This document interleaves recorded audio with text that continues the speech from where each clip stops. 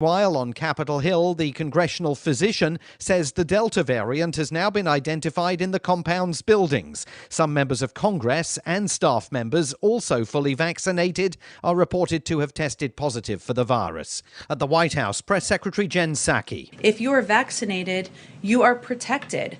If you get a case of COVID, it will be mild. If you are not vaccinated, you could be, we hope not, but among the people who go to the hospital and get very sick from the virus. The data is very clear. So part of our objective is also not to stoke fear among people who are vaccinated, because the data is pretty clear about their protection. Thomas Barak, the man who headed Donald Trump's inaugural committee, has been arrested on federal charges. He plans to plead not guilty to accusations that he was lobbying on behalf of the United Arab Emirates between 2016 and 2018 without registering as a foreign agent as required by law. The British government says it will work with the nightclub industry on the imposition of vaccine certification for entry to venues. Many nightclub owners reacted angrily to Monday's announcement that from the end of September, clubbers will have to present evidence that they've been fully jabbed. Business Minister Paul Scully. We're talking about, especially places where there is, where ventilation might. You're 6 minutes away from a live episode of Free Talk Live. Listen live at freetalklive.com. From Feature Story News in Washington, I'm Simon Marks. The White House has disclosed that a fully vaccinated staff member has tested positive for COVID-19 and isn't the first. Meanwhile, on Capitol Hill, the congressional physician says the Delta variant has now been identified in the compound's buildings. Some members of Congress and staff members, also fully vaccinated, are reported to have tested positive for the virus. At the White House, Press Secretary Jen Psaki. If you are vaccinated, you are protected.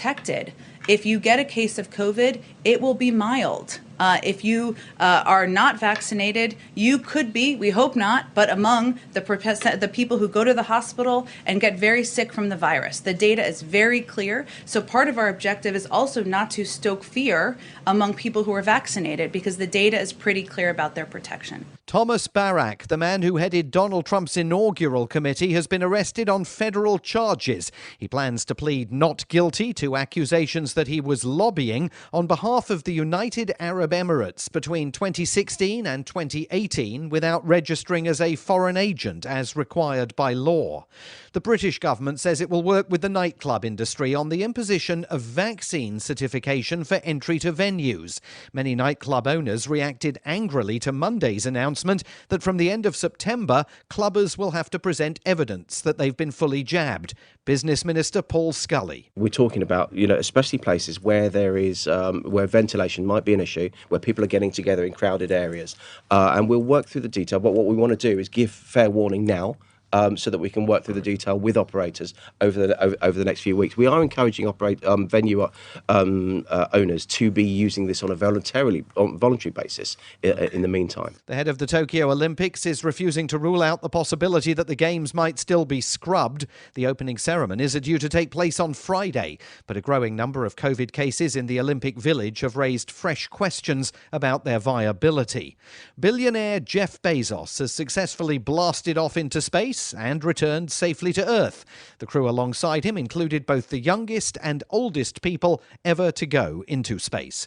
From FSN's New York bureau, Will Denzelo reports. Touching down after an 11-minute flight, Jeff Bezos said it was the best day ever. This was the first crewed flight on his New Shepard rocket, which was built by the Amazon founder's Blue Origin company. Also on board was Bezos' brother, an 18-year-old student, as well as 82-year-old Wally Funk, who finally made it to space after being a part of the Mercury 13 program back in the 1960s. Earlier this month, billionaire Richard Branson also journeyed into space with his Virgin Galactic company. William Denzelo, New York. From bureaus worldwide, this is FSN.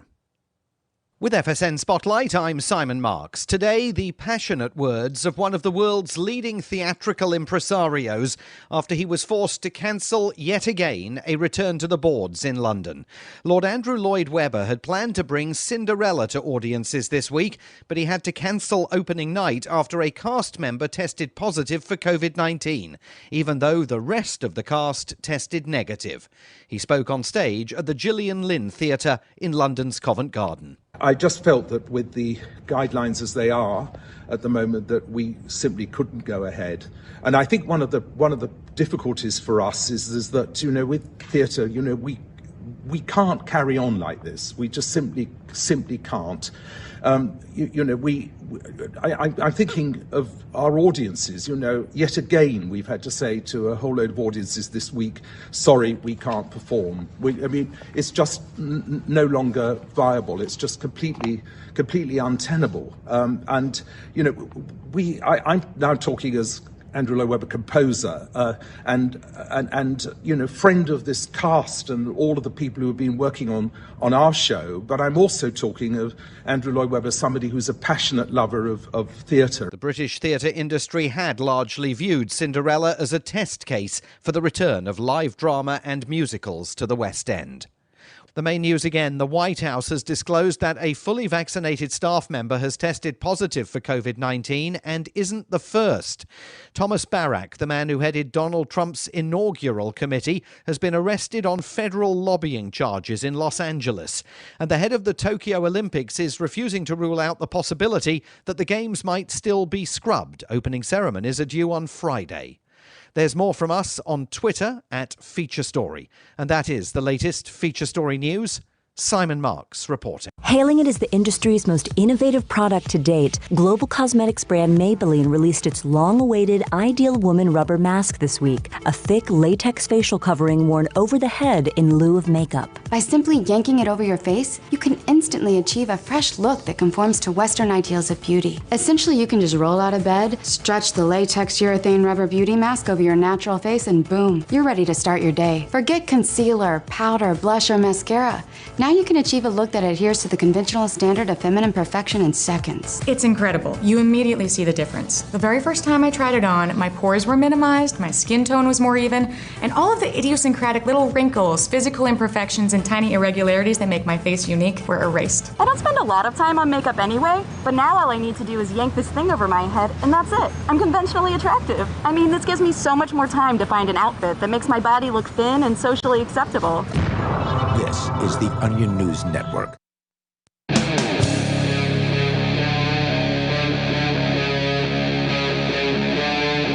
Free Talk Live.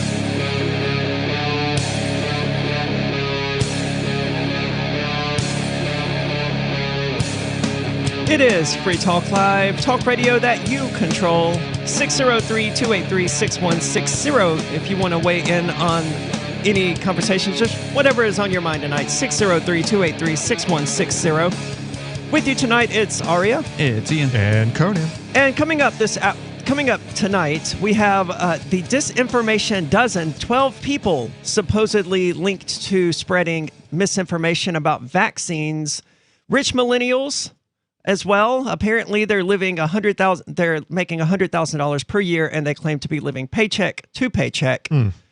But what's more interesting to me is something that I just learned about within the last few minutes, and that's this uprising in France regarding Macron, that's the French prime minister or president, whatever they call it, and his attempt to create this vaccine pass that was going to keep people from using public transportation or doing any traveling or basically shopping if they weren't vaccinated. Correct. Manuel is most definitely a globalist. Power-hungry, totalitarianism, globalist who is trying to shove all his ideals down the throats of his people.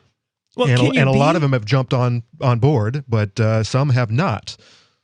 Can you be a prime minister in the European Union without being a globalist?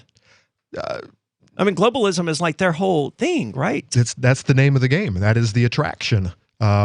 More than 100,000 people took to the streets across France over the last weekend to protest against President Macron's tough new vaccination strategy, which we talked about last week, which will restrict access to restaurants, cafes, movie theaters, long distance, trains, and more for the unvaccinated.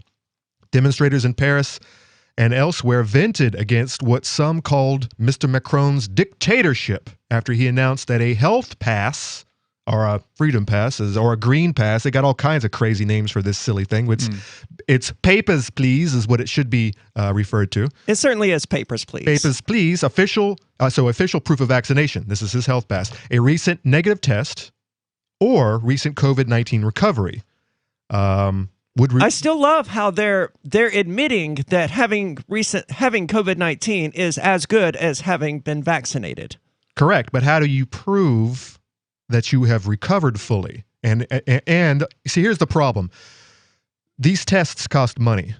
Being fully they don't cost the average person money; they cost the government money. Well, at this moment in time, I do believe in some venues they charge you. I think when Canada was implementing their 14-day lockdown and whatever, or their isolation, it was your responsibility to pay for the test. The first test proved that you had it, and then having to pay for another one, proving that you were recovered.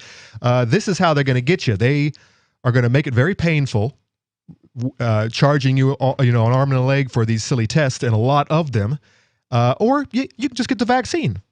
Which in a lot of cases they're giving away. And it's free. And you might be included in a lottery or get some free donuts or a beer. You can get a $25 gift card with the door-to-door ones that are going on in North Carolina.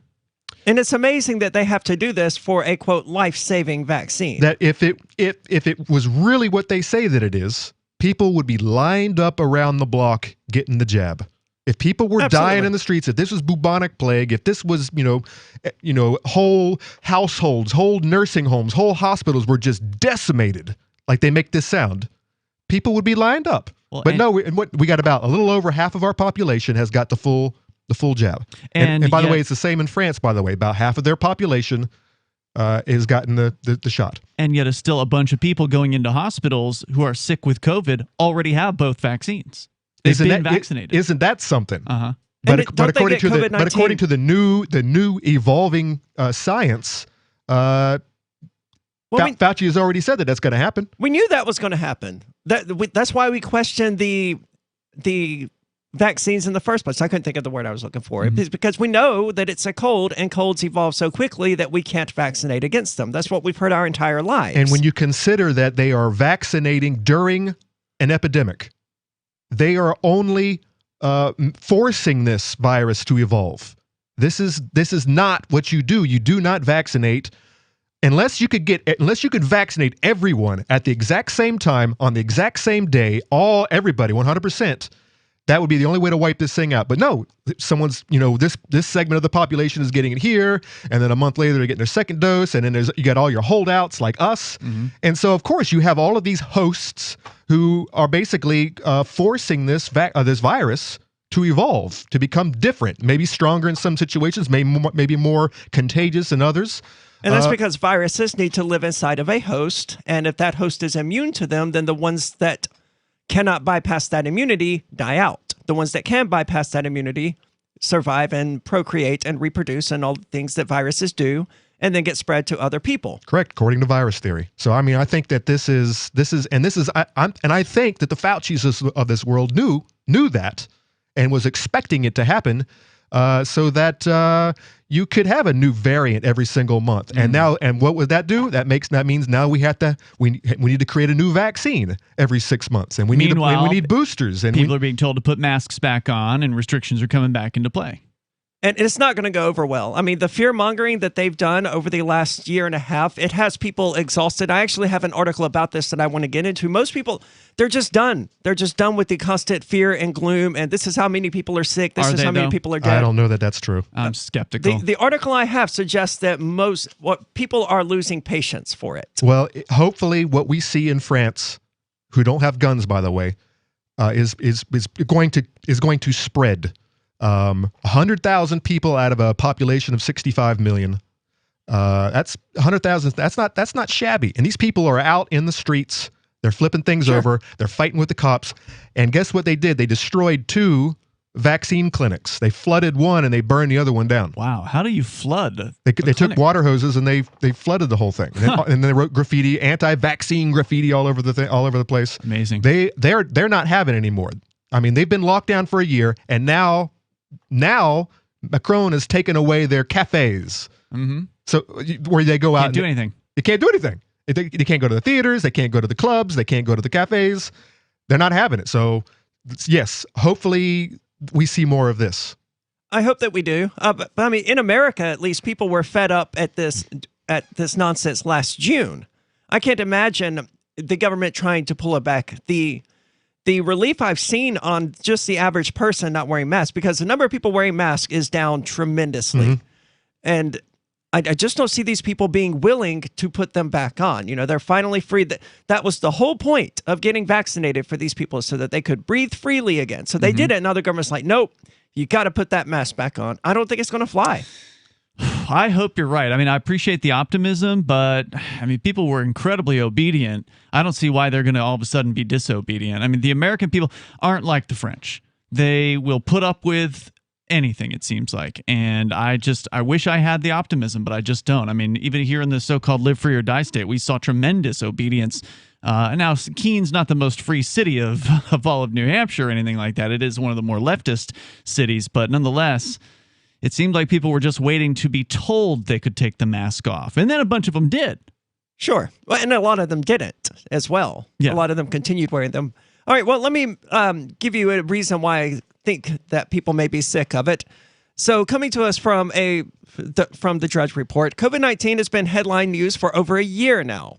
Although the virus is still out there and new cases come in every day, a new study finds the public is starting to tune out. Cases, by the way, key word there. Not deaths. They haven't been talking about deaths for a long time. Like last August, I think. Researchers from the University of California, Davis say society is becoming desensitized to the health crisis, especially when it comes to following pandemic-era safety measures. Their study looked at both COVID-19 new articles and reaction to these updates on Twitter to see how the public's attitudes are changing since early 2020. Researchers say that despite the death toll continuing to increase, because death tolls always go up, people are generally showing less concern about COVID-related news. It's a drastic change from where the world was over a year ago. In the spring of 2020, people were panic buying toilet paper and other items, and I still don't understand why the panic buying of toilet paper happened. Same people were panic buying gasoline just last month. Yeah, same people. Just panicking, just dumb, panicky animals. We're going to get into the reason why I'm optimistic about the future. Stay tuned, 603-283-6160. It's Free Talk Live. Brute force, intransigent defiance, adamantine will. These are the hallmarks of the AI tank. These gigantic machines have the firepower of an army, but they also have their own sense of honor and duty. When the world breakers arrive, battle will be joined, planets will shake, and war and peace will never be the same again. World Breakers. Stories from David Weber, Larry Correia, and more. Available August 3rd from BaneBooks.com. Are you tired of governments murdering people around the world? Stop using their money. There is an alternative. Bitcoin is a stateless, free market, non-political currency. Bitcoin cannot be inflated or controlled by any government. By using their money, you are helping the state. Stop doing it. You have an incredible alternative available now. Learn it, use it, spread it. Get started with Bitcoin at Bitcoin.com. That's Bitcoin.com. Do you feel like your nation, state, or community no longer holds your values? Have you dreamt of a place where people agree that liberty is important and are free to pursue their projects so long as they respect the property of others? There are many people just like you that are discovering freeprivatecities.com. Their social media links are at the upper right of the page at freeprivatecities.com. All skill levels will be needed when the first of the Free Private Cities opens. It's sooner than you think. Stop arguing and build. freeprivatecities.com. Tired of cancel culture? Sick of mega tech corporations holding an axe over your head? Join the LRN.FM Matrix chat server. It's self-hosted, so no one else can tell us what to do or say. Don't like the existing channels? You can make your own. You can even connect into some of our channels from other Matrix servers. It's federated. For the full LRN.FM Matrix experience, though, you should join our server via the step-by-step instructions at chat.lrn.fm. Chat.lrn.fm. So the protection of life, liberty, and property is what the Free State Project is all about. But it's an effort to move 20,000 people who understand. It's about demonstrating to the entire country that, yeah, we can have a free market, a truly free market. Making it just a freer, great place to live. It's the world's largest voluntarist libertarian community, and it's only getting bigger. That's amazing, to be able to move to a place where other people passionately believe in being free and independent. What the Free State Project is managing to do, though, is to put their money where their mouth is. It's physically getting up across the country and saying, let's go someplace and let's demonstrate the power of these ideas. There's a lot of kind of philosophy that surrounds liberty. There's a lot of thinking about it and talking about it. But here in New Hampshire, people are doing it. 101 Reasons Liberty Lives in New Hampshire, a documentary by Free State Project early movers. Watch it free at 101reasonsfilm.com. 101reasonsfilm.com. Some of you asked, and now we've delivered. LRN.FM's live Keene, New Hampshire studio shows are now streamed in HD on Twitch. Visit our channel at twitch.lrn.fm and give it a follow. If you have Amazon Prime, you get one free subscription on Twitch. If you use it on our channel, Twitch will give LRN.FM a monthly piece of your Prime subscription cost. So please watch, follow, share, and subscribe to twitch.lrn.fm. That's twitch.lrn.fm. There are basically two types of advertising, direct response and branding. Radio's great for direct response with its low cost to listener ratio, but audio can't be beat for branding, which is a longer term endeavor. You want to be the first thing that someone thinks of when they think about your product or service. If you have a local business that you want kept top of mind in your community, call the station. If you need national reach, Free Talk Live's got around 200 radio stations, millions of monthly listening sessions, can suit all budgets, and if we don't think we're right for you, we'll tell you. Email me, mark@freetalklive.com. Yep, we still do email. Drop your email address in the entry box at freetalklive.com, and you'll be kept in the loop with Free Talk Live.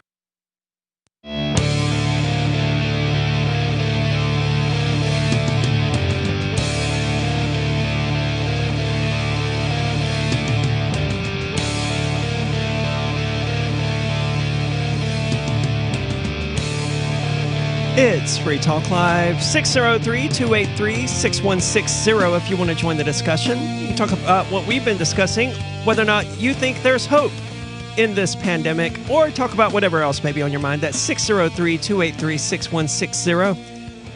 And with you tonight, it's Aria, Conan, and Ian. And we're talking about COVID-19. Of course we are. But people are sick of it, right? We were sick of it back in April. I was sick of it a year ago, yeah, for sure. I was sick of talking about it, but it just never went away. It's ever present. It is, and that's one of the reasons why people are desensitized to it. I think the people are desensitized to it because they've probably realized it's been blown way out of proportion. I mean, if they're paying attention, if they're not just buying every single thing that is being told to them, because there's obviously a group of people out there that just buy whatever the government says, whatever the media tells them, whatever the so-called experts say, hook, line, and sinker. And I suspect those people are still deathly frightened, putting on masks, doing double masking, doing everything they're told. And then there's the rest of us, people who might have been scared in the beginning.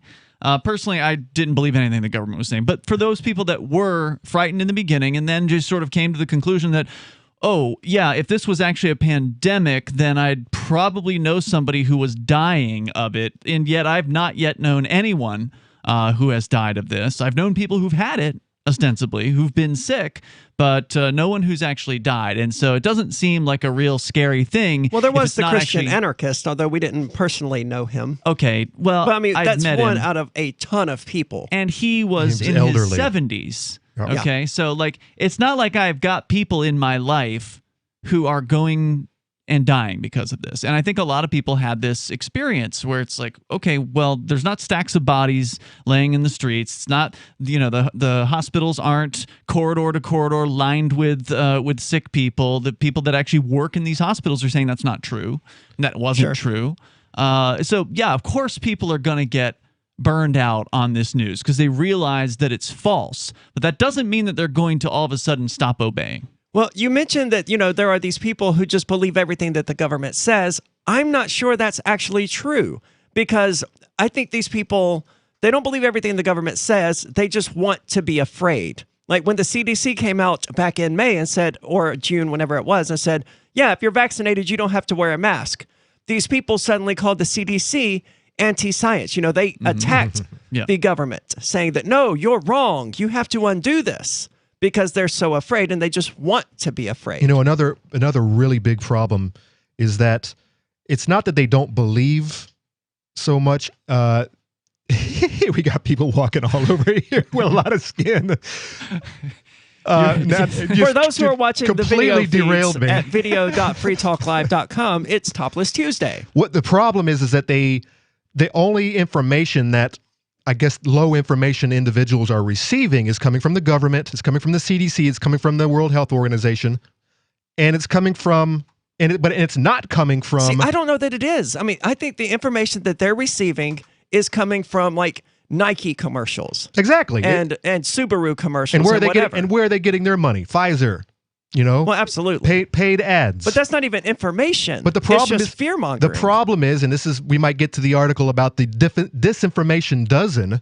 These people are being derailed and taken off of these social media outlets. So you never. That's why we're not on YouTube right now. You never even see this alternative information.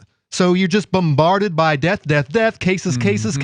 Hold on. You never see the alternatives. It's not alternative information. It's more accurately conveyed information, because we're more accurate to the reality of what people are dealing with than Nike, than Pfizer, than the government. I agree with that, but we're also alternative. We are coming at it from another angle. It's completely, we are actually digesting this information the way that, I don't know, reasonable, logical people will do. Right. And the most important thing, we're questioning the authoritarians out there who are telling us this load of nonsense. Well, we're what, 18 months into a pandemic that was supposed to be just incredibly deadly, incredibly contagious. And sure, some of us here got it. 15 days to flatten the curve. But not a single one of us know anyone who died. No, so I don't. I haven't even gotten sick. I haven't gotten sick in 5-6 years. See, I did get COVID-19. But then I was fine. You smoke too. Yeah, but that's supposed to actually help resist acquiring COVID-19. Vaping. I'm not sure that the actual cigarette consumption was ever proven to be worthwhile. But vaping, whatever the. But it wasn't because I, vape or smoke that I got COVID-19. It was because I was around someone who had COVID-19. Because there was 50 FBI agents in this building, spreading, licking their hands on everything. Yeah, exactly. Very, very coincidental that we all got sick right after that incident. Well, I mean, we know someone who tested positive for COVID-19 and who's always in and out of hospitals, and they were here a lot. And I think it's far more likely that happened than it is that we got it from a random FBI agent. But I mean, really, we don't know how some of the hosts here got COVID-19. Right, but the good news, I was in jail. The good news, the folks that did get sick walked it off. Yeah, every single one of us. With flying colors, even. So this article goes on. COVID-19 has made an indelible mark on history, and now it's time to consider what went wrong so we can do better in communicating more effectively during future health crises. And even now, as the Delta variant becomes more widespread. I don't know anyone who cares about the Delta variant. The crazies do. I don't tend to associate with any crazies, though. I mean, none of my coworkers like, oh, God, have you heard about this new Delta variant? The fear-mongering is no longer working. Well, Jen Psaki is all over it, and she is very upset with the disinformation types out there who are basically killing people. Well, there are crazy people out there, right? I mean, there's no doubt about that. This is the White House spokeshole. She is front and center representing the entire yeah, but no one's taking her seriously. No, I don't believe that at all. A lot of people take her very seriously. Sure. Some people take her seriously. It's hyperbolic to say that no one is taking her seriously, but the average person isn't taking her seriously anymore. They've been fed this nonsense for too long. Now it's just in one ear and out the other now. They no longer care. Study authors looked at the effect of early fear-based health messages in the news. Amazing that they would even admit that these messages were fear-based. They found that such reporting motivated many people to change their behavior to help curb COVID spread. That includes social distancing and quarantining indoors. However, researchers also found overexposure to the constant stream of fear-based reporting is desensitizing people to the message. Using computer programs to analyze the language that people are using on Twitter, researchers measured the anxiety levels the public has been displaying throughout the crisis. I have yet to see this crisis. They also compared those results to the overall COVID death toll in the United States. The results showed that as the months go on, the anxiety in Twitter reaction to new coronavirus news simply isn't there. While widespread vaccinations may play a role in this, the researchers believe it's important that people not become numb to the ongoing health risks still present. Our study shows a need to delve deeper into how to resensitize. Resensitize. Yes. Good God. Wow. The public and motivate them to take action in the face of an ongoing emergency. We need more donuts. We need more free beers and lottery tickets. We need more golden carrots. Well, they need a new way to make us afraid because the Delta variant didn't do the trick that they were Epsilon expecting variant. it to do. Let's go Brave New World on this mother. I thought there were a lot more than, 4 or 5 variants already, but what do I know? What are your thoughts on this? Is the fear-mongering going to continue? Is it still were you afraid? Is it still affecting you? Or were you one of these people who was afraid and then got over it? 603-283-6160. You're more than welcome to weigh in. It's Free Talk Live. Carl Watner, longtime proponent of a voluntary society, died last December. You may have seen his articles published on his website, voluntarist.com, in his newsletter, The Voluntarist, the Mises Institute, or elsewhere over the last 40 years. His newest book, I Must Speak Out, Volume 2, The Best of the Voluntarist, is now available via Liberty Under Attack Publications. This 430-page second volume spans the years of 2000 through 2020 and includes articles by Carl Watner, Hans Hermann Hoppe, Carl Hess, Benjamin Tucker, George H. Smith, Lysander Spooner, Pete Eyre, Joyce Brand, and many others. I Must Speak Out is for the newly initiated, the veteran voluntarist, or anywhere in between. Buy the book now at libertyunderattack.com/voluntarist. For more great content on building a voluntary society and for Carl's extensive archives, check out voluntarist.com. From Feature Story News in Washington, I'm Simon Marks. The White House has disclosed that a fully vaccinated staff member has tested positive for COVID-19 and isn't the first. Meanwhile, on Capitol Hill, the congressional physician says the Delta variant has now been identified in the compound's buildings. Some members of Congress and staff members, also fully vaccinated, are reported to have tested positive for the virus. At the White House, Press Secretary Jen Psaki. If you are vaccinated, you are protected. If you get a case of COVID, it will be mild. If you are not vaccinated, you could be, we hope not, but among the people who go to the hospital and get very sick from the virus. The data is very clear. So part of our objective is also not to stoke fear among people who are vaccinated because the data is pretty clear about their protection. Thomas Barak, the man who headed Donald Trump's inaugural committee, has been arrested on federal charges. He plans to plead not guilty to accusations that he was lobbying on behalf of the United Arab Emirates between 2016 and 2018 without registering as a foreign agent as required by law. The British government says it will work with the nightclub industry on the imposition of vaccine certification for entry to venues. Many nightclub owners reacted angrily to Monday's announcement that from the end of September, clubbers will have to present evidence that they've been fully jabbed. Business Minister Paul Scully. We're talking about, especially places where there is, where ventilation might be an issue, where people are getting together in crowded areas. And we'll work through the detail, but what we want to do is give fair warning now. So that we can work through the detail with operators over the next few weeks. We are encouraging venue owners to be using this on a voluntary basis in the meantime. The head of the Tokyo Olympics is refusing to rule out the possibility that the Games might still be scrubbed. The opening ceremonies are due to take place on Friday, but a growing number of COVID cases in the Olympic Village have raised fresh questions about their viability. Billionaire Jeff Bezos has successfully blasted off into space and returned safely to Earth. The crew alongside him included both the youngest and oldest people ever to go into space. From FSN's New York bureau, Will Denzelo reports. Touching down after an 11-minute flight, Jeff Bezos said it was the best day ever. This was the first crewed flight on his new Shepard rocket, which was built by the Amazon founders' Blue Origin company. Also on board was Bezos' brother, an 18-year-old student, as well as 82-year-old Wally Funk, who finally made it to space after being a part of the Mercury 13 program back in the 1960s. Earlier this month, billionaire Richard Branson also journeyed into space with his Virgin Galactic company. William Denzelo, New York. From bureaus worldwide, this is FSN.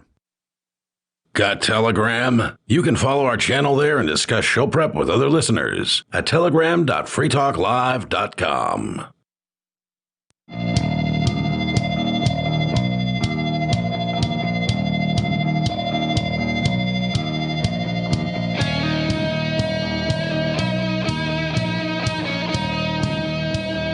It's Free Talk Live. You're welcome to weigh in. We've been talking about the fear-mongering that we've been subjected to, bombarded with constantly for the last 18 months, and we had it easy because none of us sit around watching television.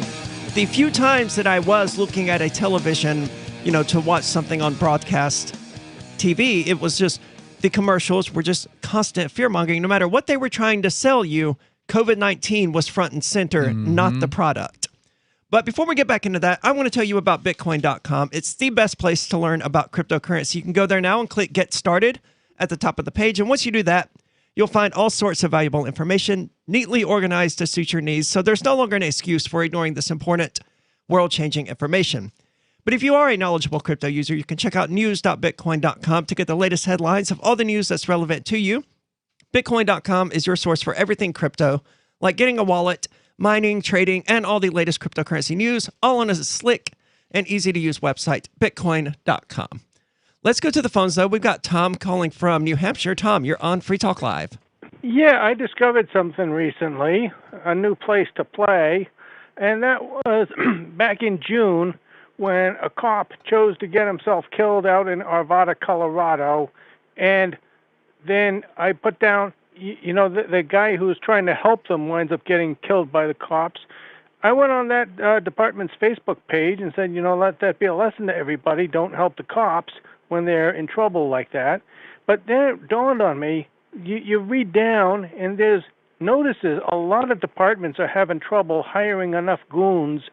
And so they put a notice on their Facebook page, hey, we're hiring. If you want, a lot more of them need prison guards than patrol, but when they put it on their Facebook page, and you can search these on Facebook and find departments that have a notice on there saying that they are looking to hire, and then you can put in a reply and have a good fun time explaining all about the joys of policing and how wicked it is to be a cop and stuff like that. My favorite approach is to put down, make sure that, do be sure to ask if you might be instructed to aid or abet the U.S. Border Patrol in the enforcement of blatantly unjust immigration and drug laws. And I brought up the case where a guy, this was 22 of November of 2016, was running from the Border Patrol when they were being aided and abetted by deputy sheriffs. And one of the deputies wound up getting hit by a sport utility vehicle. And, of course, I put down how it serves him right because... so do you get any responses from the police departments or anything they when you probably do this? just take your posts straight down, don't they? No. They leave those up there and saying, I don't think they check of comments. Millions of Holocaust victims is on the hands of the U.S. Border Patrol, and that... You're referencing the fact that the government in the 1940s in the United States refused to allow shiploads of escaped Jews into the United States and sent them back to their doom. That's what you're referencing there? Not escaping. These were people who Hitler said would be most welcome to leave if they wanted to, quote, on luxury boats for all I care, unquote. Okay, well, I would consider that to be escaping. Like if I was leaving a place where I was told I'm not wanted, then I would consider that to be escaping from an absolute hellhole, which, as it turned out, was, and then those people were sent back to their death. So that's what you were referencing, though, right? Yeah, that's what I was referencing. And so when I put down stuff like that and how the blood of all those millions of victims is on the hands of the U.S. Border Patrol, and they'll never be able to wash it off no matter how much they reorganize. Yeah, I get or that. any of that. What's the result of this, though? I mean, what's the end game here? Are the cops seeing this? Are they responding? No, but the humans who read that, who might have been thinking of joining the local police department, might think twice about it. Anything that impedes their recruitment efforts is a good thing. It's an interesting form of activism. It sounds kind of rough, but you're absolutely right. Especially when these departments don't even read their Facebook posts, they just put it up there and they walk away because who's administrating that thing after all? But then you see everyone who comes flying through, and oh wow, look at all these negative opinions. This is interesting. Maybe I don't want to have any part of this. And this is not something this is not just Tom. This is the whole country, and especially this is coming from a lot of younger people who are all about defunding the police, which is a very interesting proposition. Tom, thank you so much for the call tonight. I have to disagree. I don't think that Facebook activism is activism. It's just arguing with people on the internet. This is true. This is every form. This is Twitter. This is the whole nine. It's just people that you can't see. You don't know if they're even real. They might be a Fed for all you know. Could be a bot. Who are spreading their own disinformation to cause riots. Who really knows what's going on? We're hearing about the insurrection of January 6th, and we're finding out how many of those guys were actually Feds, or who's the governor of what is it? Who was going to be. I have no idea what you're referring to.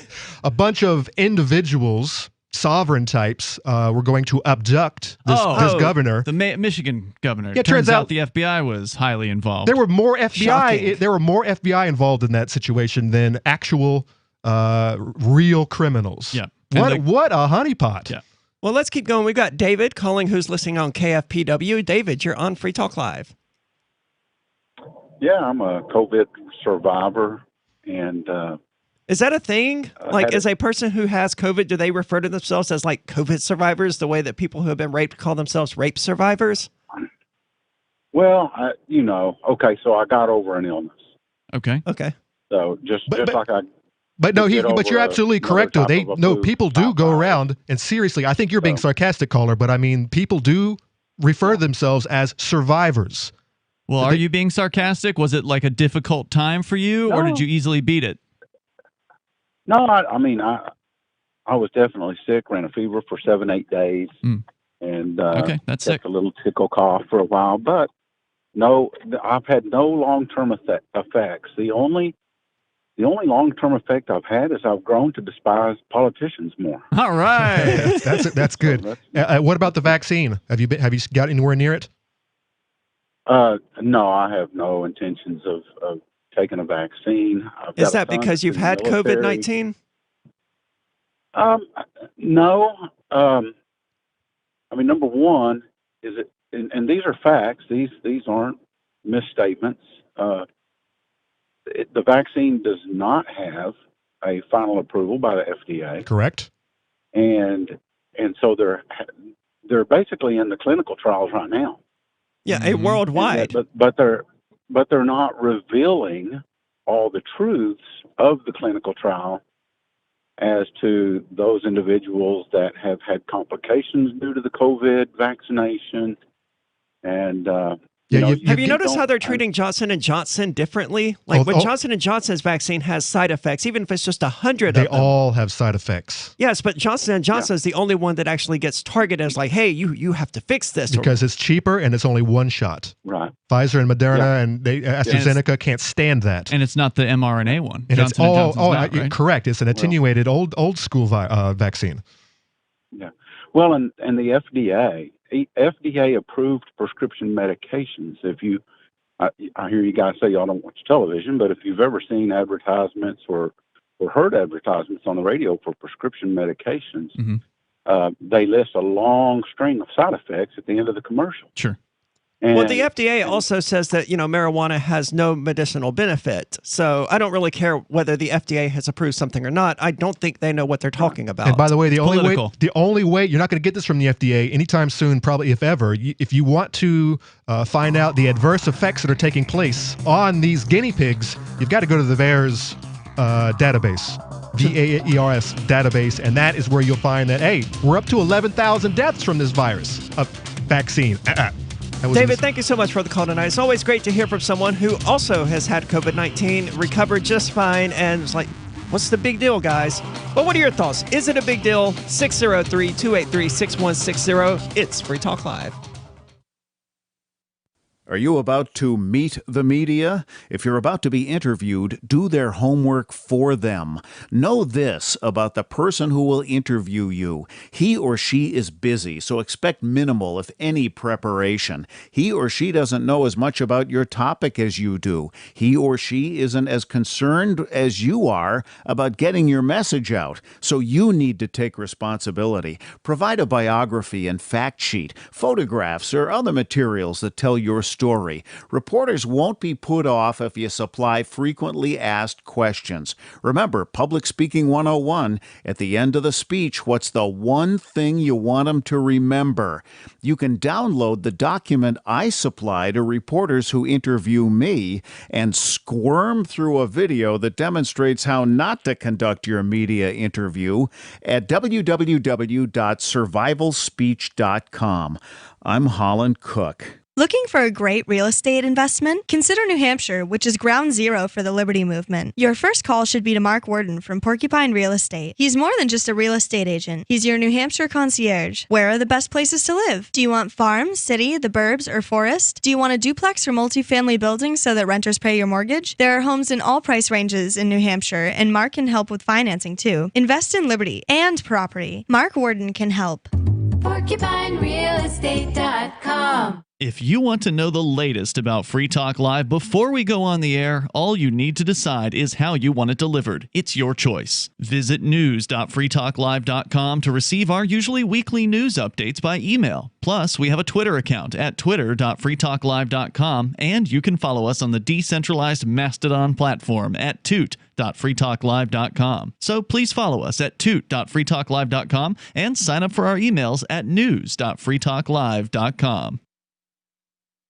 Free Talk Live. Are you saying there's something wrong with a gay couple adopting children? Absolutely. What could possibly be wrong about that?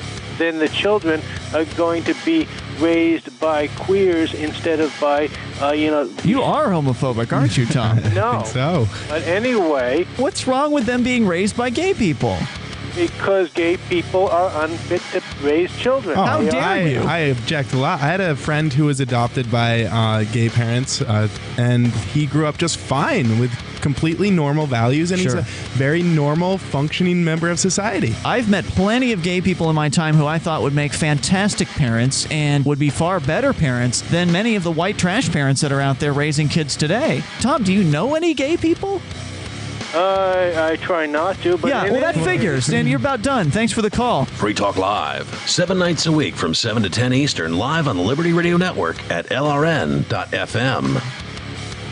The LRN.FM social media channels have been revamped. We've eliminated Facebook and focused on other platforms like Twitter and Mastodon, the decentralized alternative to Twitter. On our accounts, you'll find posts from multiple LRN.FM show hosts together in one place. Follow us on Twitter at twitter.lrn.fm, or better yet, move to the decentralized Mastodon social media platform at toot.lrn.fm, toot.lrn.fm. I think you'll like it.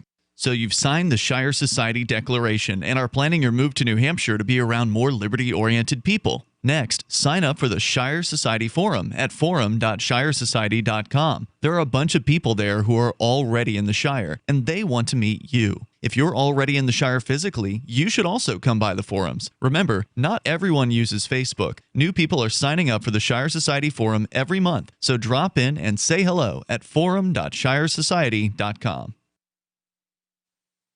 Do you appreciate what we do? Help us advertise, market, and promote for just $5 a month at amp.freetalklive.com.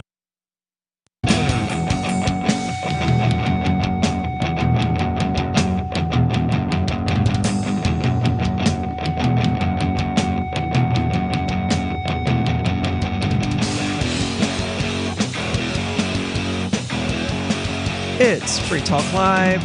You're welcome to join us. 603-283-6160 is the number for you to do that. That's 603-283-6160. With you tonight, it's Aria. It's Ian. And Conan. And Conan, I'm really fascinated by the story that you brought in of millennials. I'm not. This is nothing new to any. This should be nothing new to anybody. They're making $100,000 a year and claiming to live paycheck to paycheck. What are they doing with their money? First of all, I don't know anybody who works for a living who makes that kind of money, period. So, but to be a millennial, to be what, a 20 to 40-year-old, I think that's about the range these days. So I guess I can see a 40-year-old making 100,000, but okay, hold on. So I'm just going to speculate on this here. They probably live in a big city like a San Francisco or a New York where the cost of living is very, very high. Yep. And like most Americans, they probably spend more than they earn. I mean, it's just a problem with people not understanding how to handle money. So somebody that's making $100,000 a year is probably in a car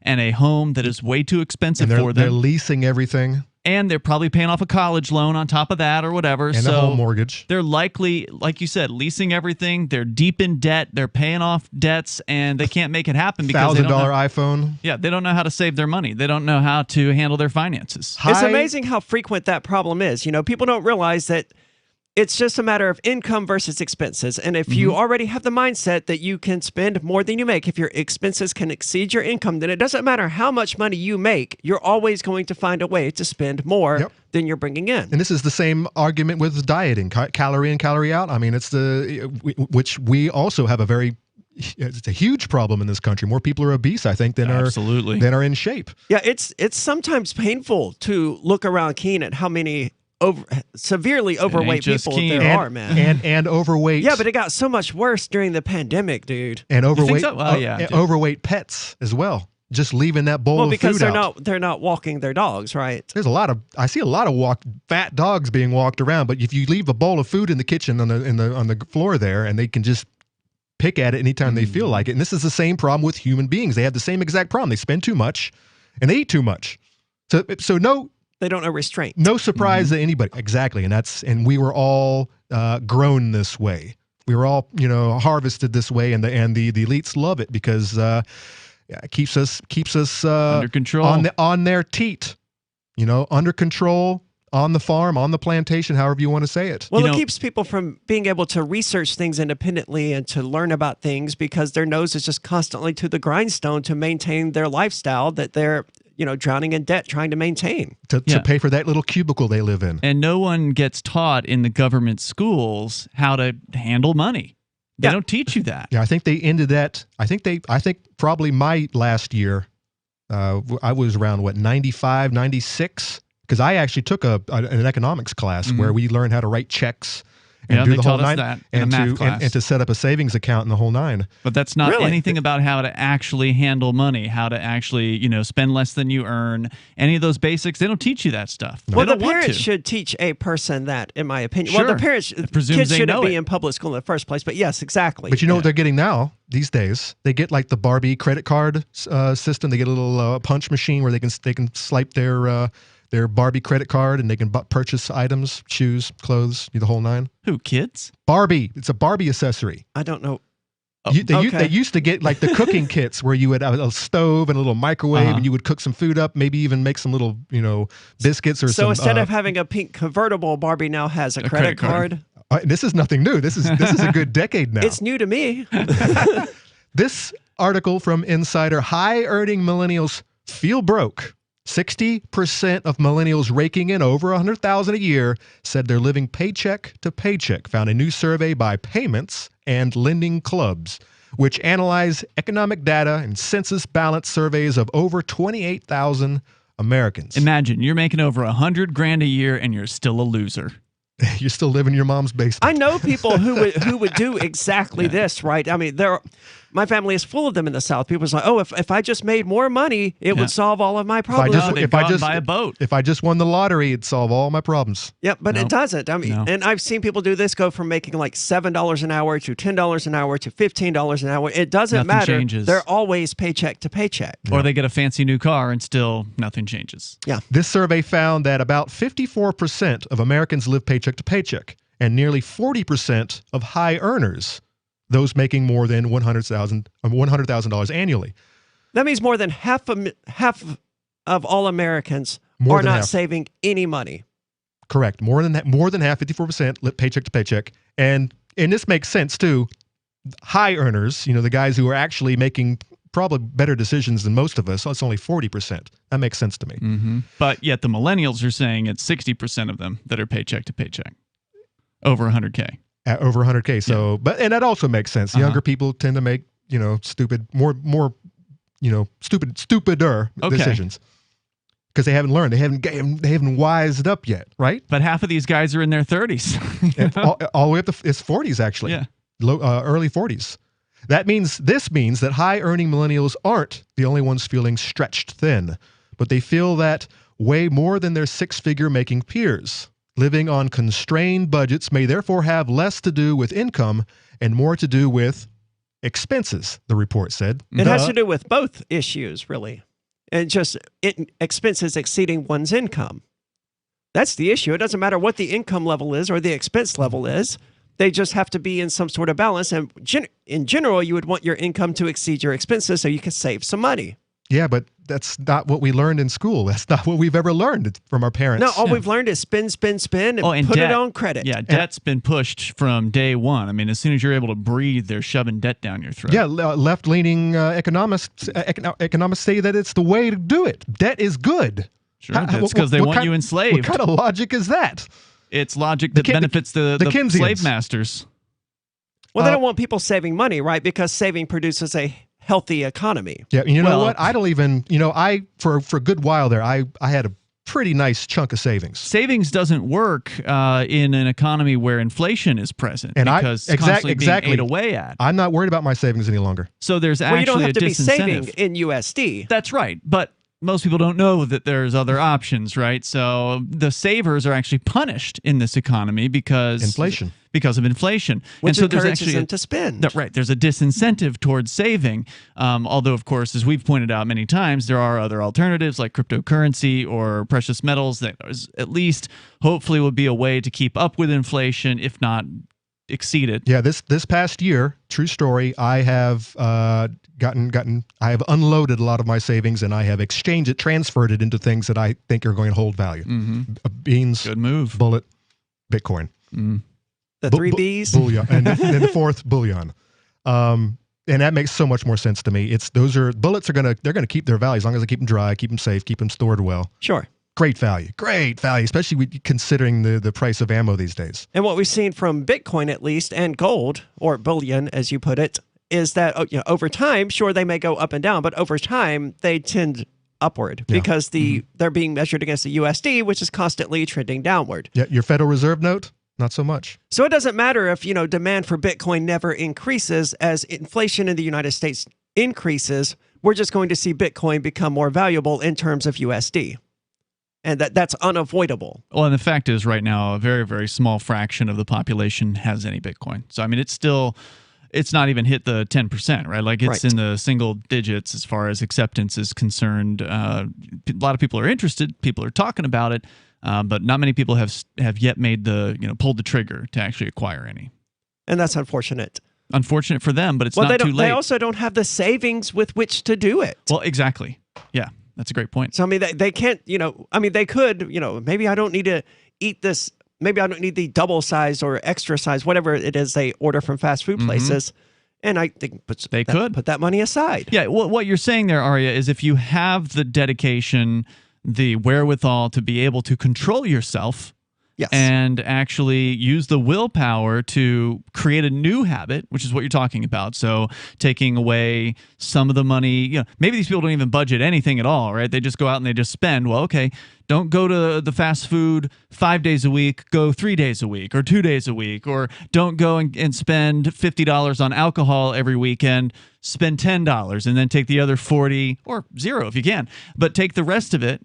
Take the 40 or 50 bucks or 20 bucks or whatever it is you can afford to square away every week, every paycheck, and think about getting some crypto with it. Yes, you can buy $50 worth of Bitcoin. You don't have to buy a whole Bitcoin. That seems to be what holds people up. Is I don't have $1,000 or whatever it is to You run into throw those around. all the time. And it is on sale. It dropped below 30,000 today. It's in the 29 and change. Well, get it while it's on sale, I guess. More coming up here, and more about Bitcoin coming up later. We're talking a U.S. digital currency could make Bitcoin obsolete, the Fed chair thinks. I think he doesn't know what he's talking about. 603-283-6160 if you want to join us at 603-283-6160. This is Free Talk Live.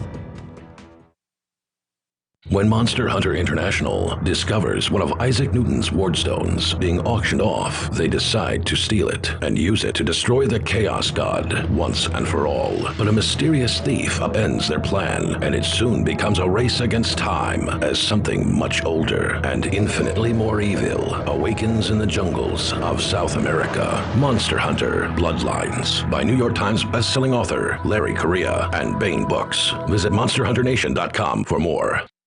Are you tired of governments murdering people around the world? Stop using their money. There is an alternative. Bitcoin is a stateless, free market, non-political currency. Bitcoin cannot be inflated or controlled by any government. By using their money, you are helping the state. Stop doing it. You have an incredible alternative available now. Learn it, use it, spread it. Get started with Bitcoin at bitcoin.com. That's bitcoin.com.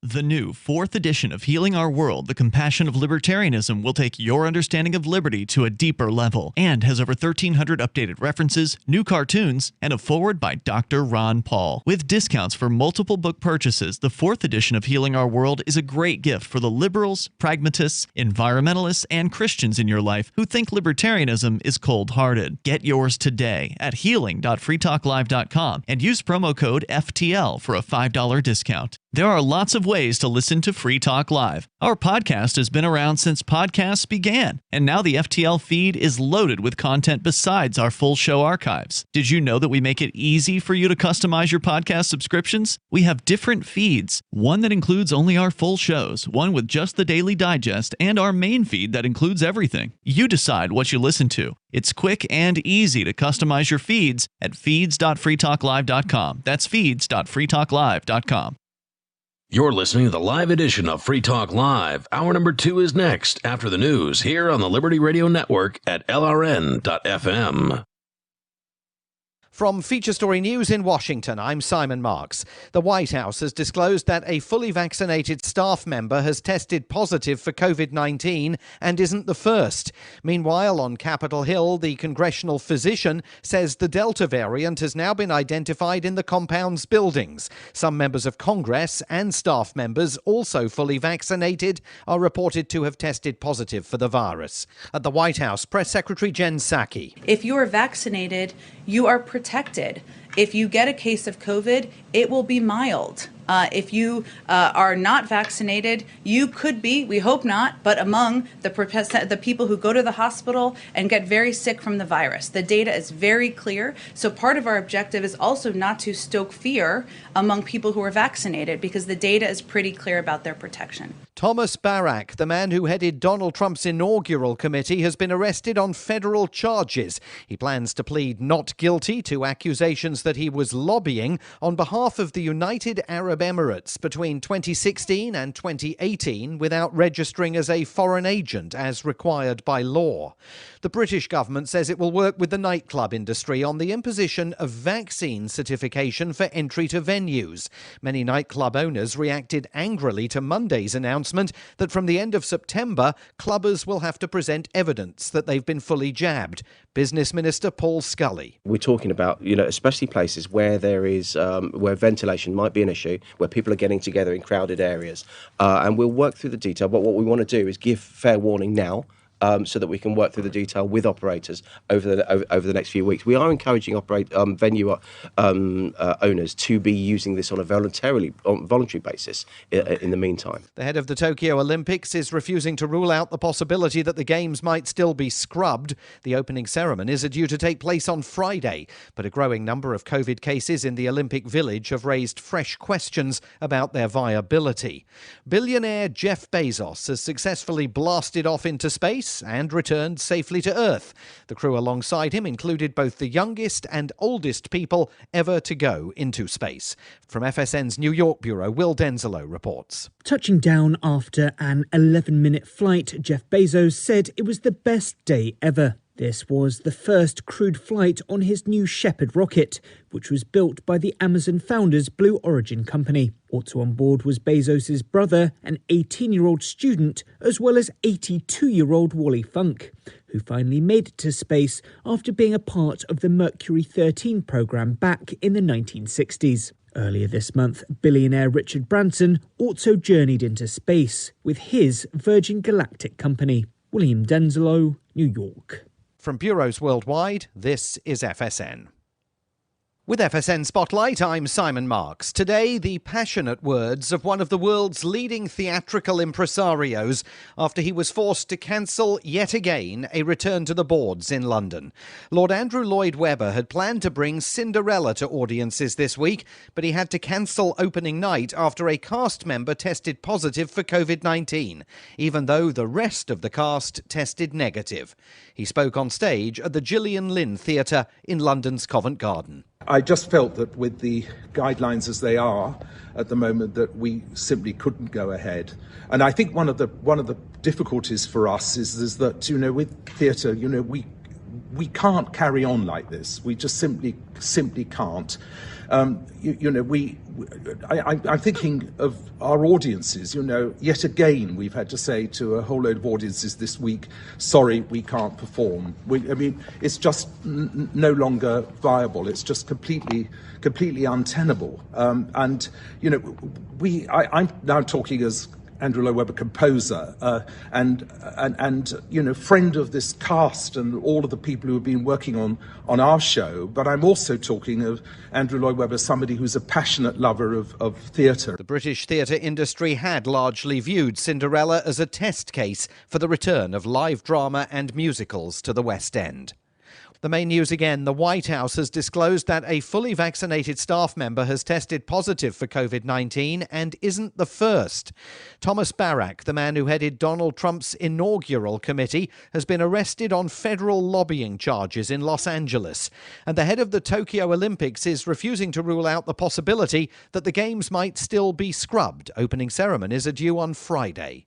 There's more from us on Twitter at Feature Story. And that is the latest Feature Story news.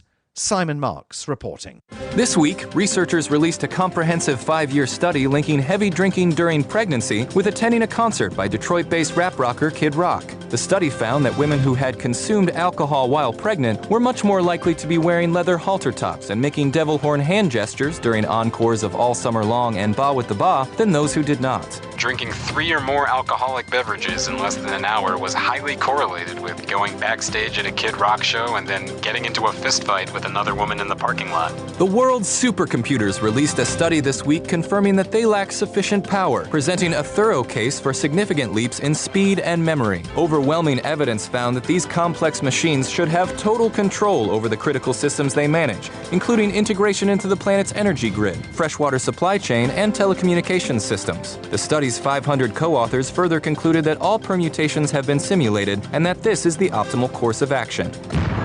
This is the Onion News Network.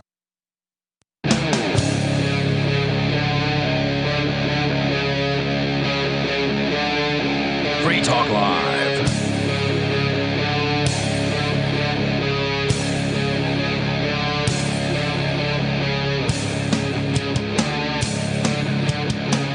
It is Free Talk Live, 603-283-6160 if you want to join the conversations with us at 603-283-6160. Been talking about mask mandates. Well, actually, we didn't really get into that, but we've been talking about my hope that people have been desensitized to the fear-mongering of COVID-19.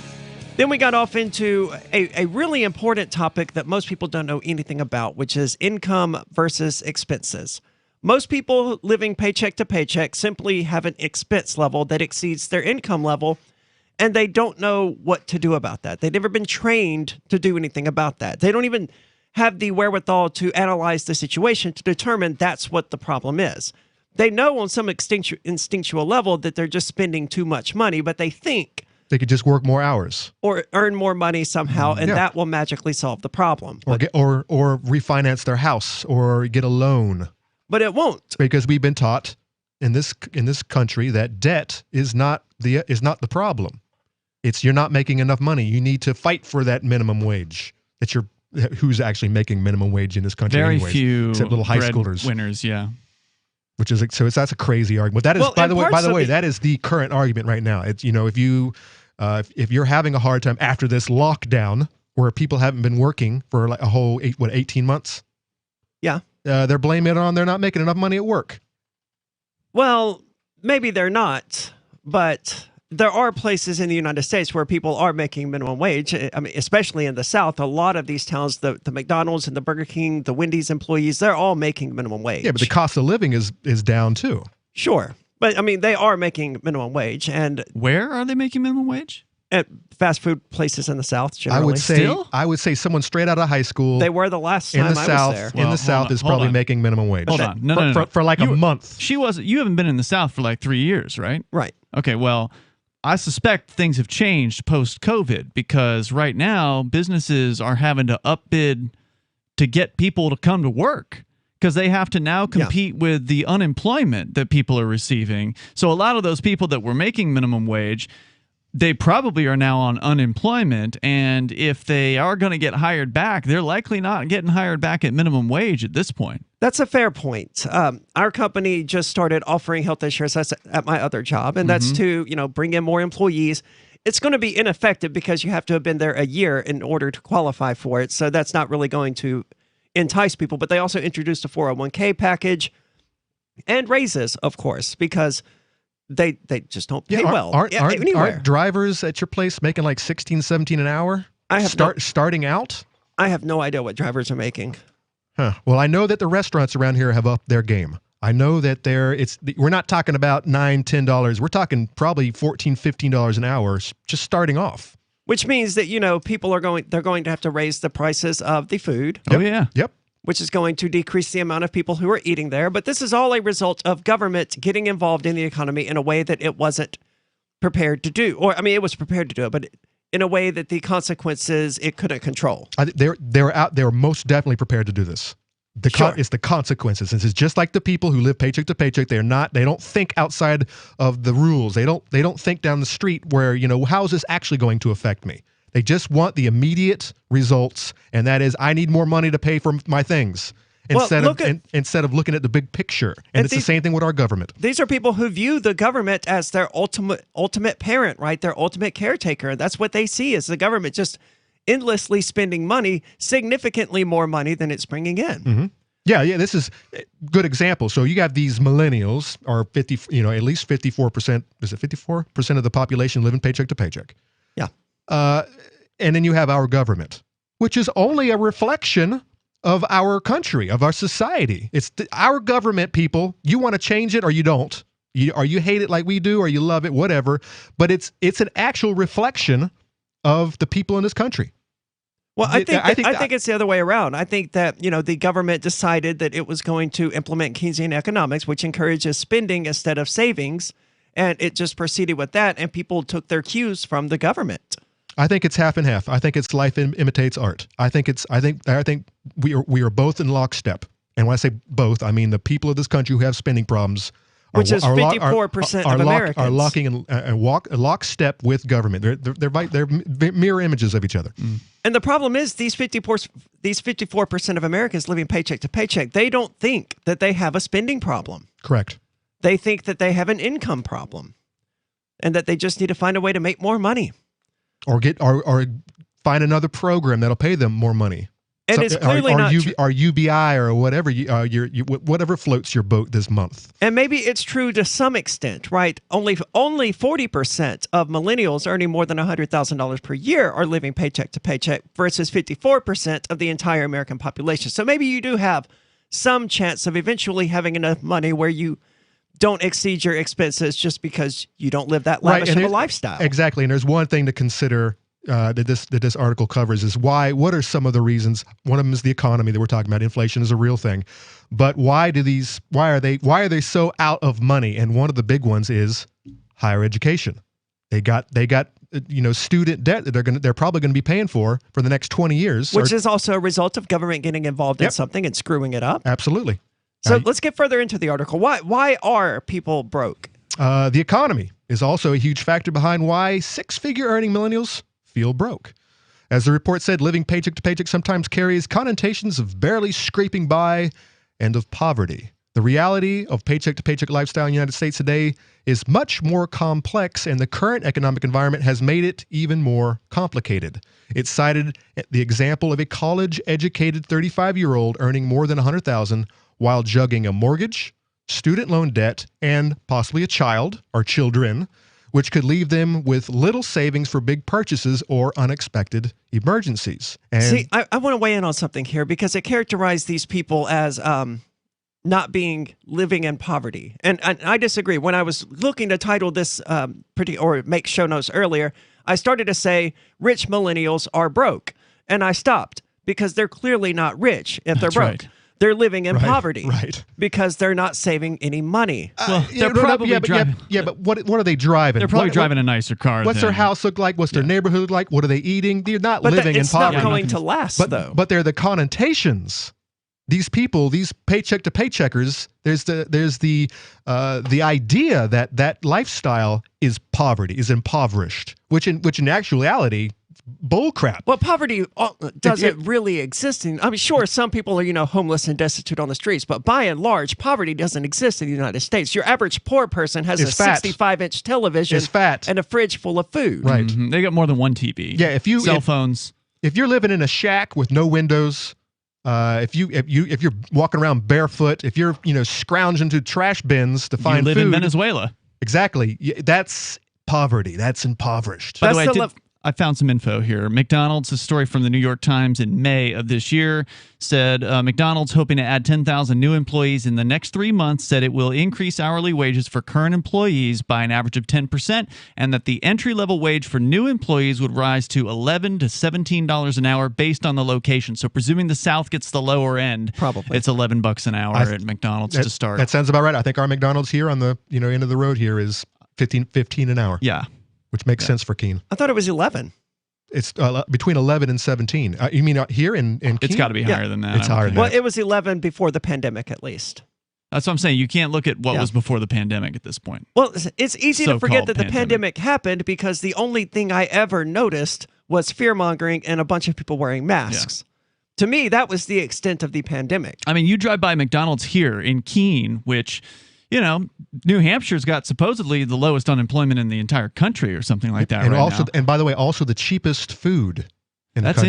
It's shocking. It's very shocking as well. I saw that, but it's because so much of it is grown locally, right? But I don't really know. It doesn't really make sense because Massachusetts is right there, and they're one of the highest in the country. Well, they got a lot more tax, a lot more government. But you drive by that McDonald's, and there's a ton of what do they call them? Bandit sign, yard signs in there. I think they've got 4 right now. So it's hiring all positions all the time. Right. Wendy's has it up in their hiring. We are hiring up there where they usually advertise what's on sale. Yeah. It's everywhere you go. If you walk up and down Main Street, it's just help wanted. We're hiring signs everywhere. And there aren't that many people looking for jobs apparently here in New Hampshire. What do you think is going on here? Why is everyone not working? 603-283-6160. Do you feel like your nation, state, or community no longer holds your values? Have you dreamt of a place where people agree that liberty is important and are free to pursue their projects so long as they respect the property of others? There are many people just like you that are discovering freeprivatecities.com. Their social media links are at the upper right of the page at freeprivatecities.com. All skill levels will be needed when the first of the Free Private Cities opens. It's sooner than you think. Stop arguing and build. freeprivatecities.com. What if you want to hear the latest episode of Free Talk Live, but all you have is your phone, you forgot to download our archive, and you have no data connection? You can call our Listen line at 641-793-0191. That's a long-distance number, so you may incur charges. If not, listen as long as you want. 641-793-0191. The Free Talk Live Listen line, 641-793-0191. After a devastating war, the alien visitors were driven back, and their willing human collaborators were left behind to face the music. When Emma Jean Anderson's ex-lover springs her from prison, Nathan Foster and his 14-year-old nephew Ben are tasked with bringing the pair to justice. An easy enough job until they discover something is inside Emma Jean, and the fate of the planet hangs in the balance. The Family Business by Mike Coopery from BaneBooks.com. Are you tired of governments around the world killing innocent people? Stop using their money. There is an alternative. Bitcoin is a stateless, free market, non-political currency. Bitcoin is money that cannot be inflated or controlled by any state. By continuing to use their money, you're perpetuating the killing. Stop doing it. You have an incredible alternative available to you now. Learn it, use it, spread it. Get started with Bitcoin at Bitcoin.com. It's Bitcoin.com. Hey, you are going to love the movie Victimless Crime Spree. It's hilarious, heartwarming, and carries a ton of inspiring freedom messages. Feeling down about the lack of liberty in your life? You need to put on this film with some friends and have a good laugh. It's a true story about me and my friends in New Hampshire living free, singing, dancing, and getting arrested. Of course, it's all on video, and the bad guys, the cops, judges, bailiffs, and sheriffs, they all play their part like it's out of a movie or something. You would think we scripted the whole thing, but it's real life. Go ahead and have a watch, and if it's been a while, have another look. I guarantee you'll notice things now that you didn't notice before. And the best part is that you're going to walk away feeling a renewed sense of your own power. You are the master of your destiny, and you will be free in your lifetime. Victimless Crime Spree. Tired of cancel culture? Sick of mega tech corporations holding an axe over your head? Join the LRN.FM Matrix chat server. It's self-hosted, so no one else can tell us what to do or say. Don't like the existing channels? You can make your own. You can even connect into some of our channels from other Matrix servers. It's federated. For the full LRN.FM Matrix experience, though, you should join our server via the step-by-step instructions at chat.lrn.fm. Chat.lrn.fm. Are you a cryptocurrency advocate? The Crypto Tip is the ideal outreach tool to help new people discover cryptocurrency. It's a printable business card-sized tip that you can give to service providers, preferably in addition to a good cash tip. When the server scans the QR code, it'll bring up an explanation of cryptocurrency, how to install a wallet, and allow them to claim the tip. If they don't claim the crypto, you get your tip refunded to you after a time period you specify. Plus, if they do claim the tip, you get an email alert. Create as many tips as you want at cryptotip.org. That's cryptotip.org. Our Matrix server is about as free as internet chat can be. Join the existing rooms or create your own at chat.freetalklive.com.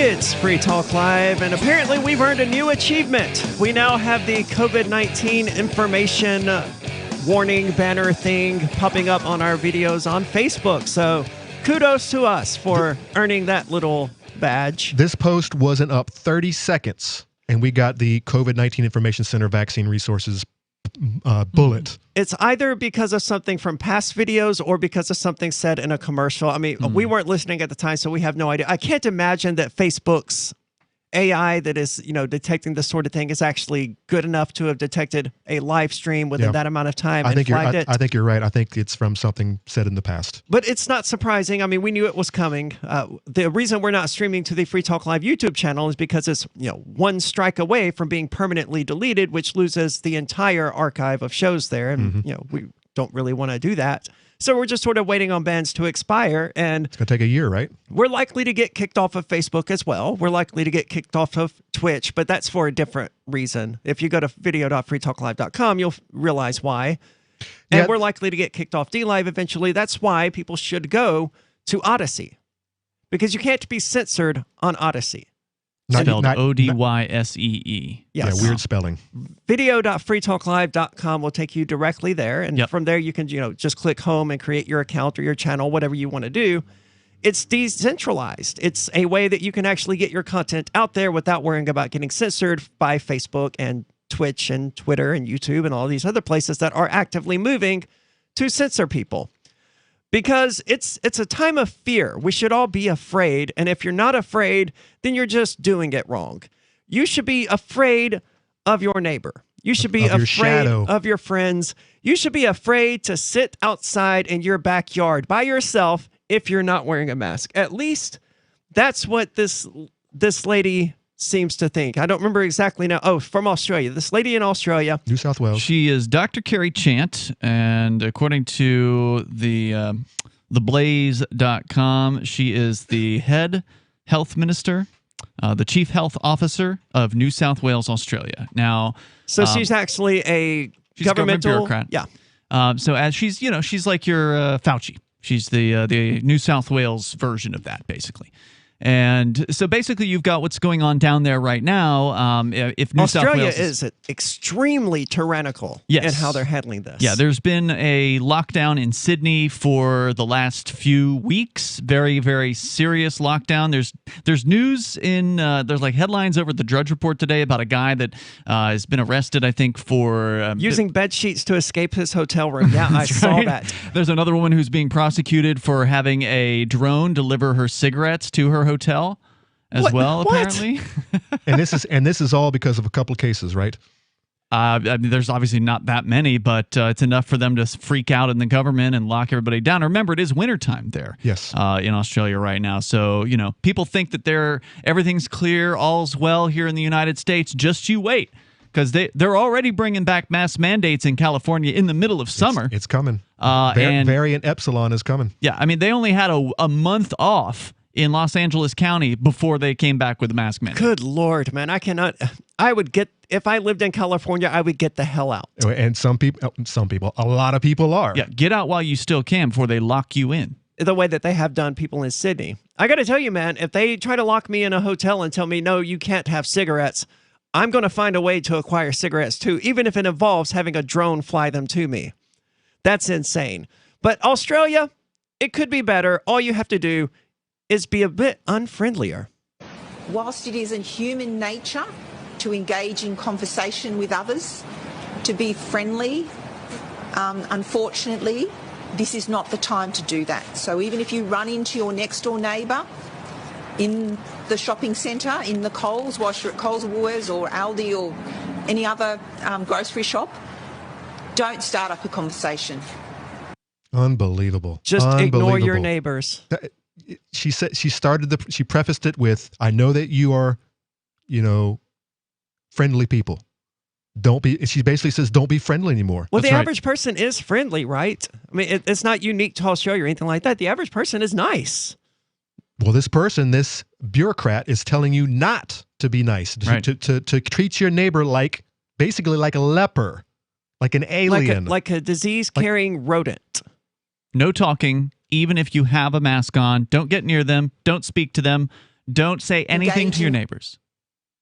Was that the whole clip? That's it. There's a little bit more. Others, even if you've got a mask, do not think that affords total protection. We want to be absolutely sure that as we go about our daily lives, we do not come into contact with anyone else that would pose a risk. Everyone is a danger. This is what they were rumored to have been signs to this effect in China in the subways during back January of last year, saying being friendly. Well, no, they were worse than that, saying things like everyone you see is a ghost that could kill you. I mean, and this is the Chinese government, so I'm not too surprised that they would be that extreme. But we've gotten that same level of fear mongering here in the United States. It was just not peddled directly from the government. Usually, you did have your Fauci saying things that were along those lines, but the vast majority of the actual fear that people felt, it just seemed to come from a combination of media and commercials that convinced them that they had to be afraid. Now, I don't particularly see any relevance with what's going on in Australia to here. She wants people to be unfriendly. I don't hear Dr. Fauci being willing to say that. But of course, are we listening to him? No, Conan knows a lot more about what Dr. Fauci says than I do. Yeah, he changes his tune every week. I know that. And is it the winter time? And it's not. And it's not winter yet. And we haven't got to the Epsilon variant yet. It's coming. It will. It will come. They're going to lock us down again. And the question is, the question is how the blue states are all going to do it. We're going to have to get into this other article the blue states are all going to do it. The red states, I think, are going to fight back. The worst part about this is New Hampshire is purple, so we'll see where we swing. I know that our new legislation is really holding Prince Sununu to the flames. Just recently. Well, they're trying to. They made an attempt to, but that part of the bill got gutted. Well, but he might be a little more concerned now that that they were going after his executive powers. So he might not be as likely to lock us down this coming fall. But it's coming. It's coming, and the people they're gonna gobble it up, because you're talking about them getting all this from the news and from government and whatnot. I think they were bred this way. I think it's in them. It's in their DNA, man. I think that they are. I think they embraced it because it's how they live their lives, in fear. They've been taught to live in fear. Well, I've got an article from MSNBC that disagrees with you. Can I tell you a little bit more about New South Wales? Please. Yeah, what's going on there? So according to theguardian.com, Orange, Cabone, and Blaney council areas, so these are areas within New South Wales, are entering a 7-day lockdown as of midnight until 12:01 a.m. on Wednesday, the 28th of July, after a raft of exposure sites were reported in Orange on Tuesday. What is this all predicated upon? Well, the lockdown comes after a pet food factory worker, a single worker. I told you it was one. In Blaney tested positive for COVID-19. Is there more horrifying information? More, but that's not. I mean, it's so crazy. I mean, what's the extent of this lockdown? I'll tell you about it. Coming up. 603-283-6160 if you want to join us. It's Free Talk Live. On Free Talk Live, we're bringing people to the ideas of liberty every day. From wrestling superstars like Glenn Jacobs. You guys really are having an impact, I believe. Like I said, a lot of where I am now is due to listening to Free Talk Live. You changed my mind on some very important issues years ago. To random people tuning in on the radio. I was kind of stuck in the left-right paradigm. I heard your show by chance on a Saturday night. From there, I went on, joined the Free State Project, and become an amplifier. So, I mean, that's really the reason why I amp is because I know that if it wasn't for you guys being on as many stations as you are, I never would have found the ideas of liberty. Your amp will directly change more lives by getting Free Talk Live in front of people looking for talk radio online and on the air.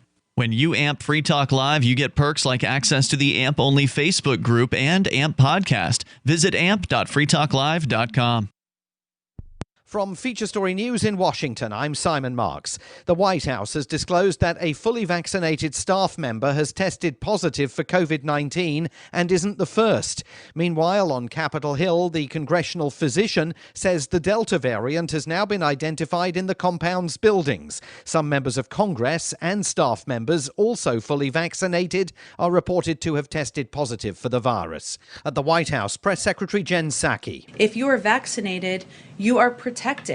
If you get a case of COVID, it will be mild. If you are not vaccinated, you could be, we hope not, but among the people who go to the hospital and get very sick from the virus. The data is very clear. So part of our objective is also not to stoke fear among people who are vaccinated, because the data is pretty clear about their protection. Thomas Barak, the man who headed Donald Trump's inaugural committee, has been arrested on federal charges. He plans to plead not guilty to accusations that he was lobbying on behalf of the United Arab Emirates between 2016 and 2018 without registering as a foreign agent as required by law.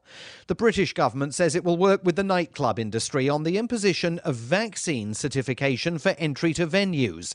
Many nightclub owners reacted angrily to Monday's announcement that from the end of September, clubbers will have to present evidence that they've been fully jabbed.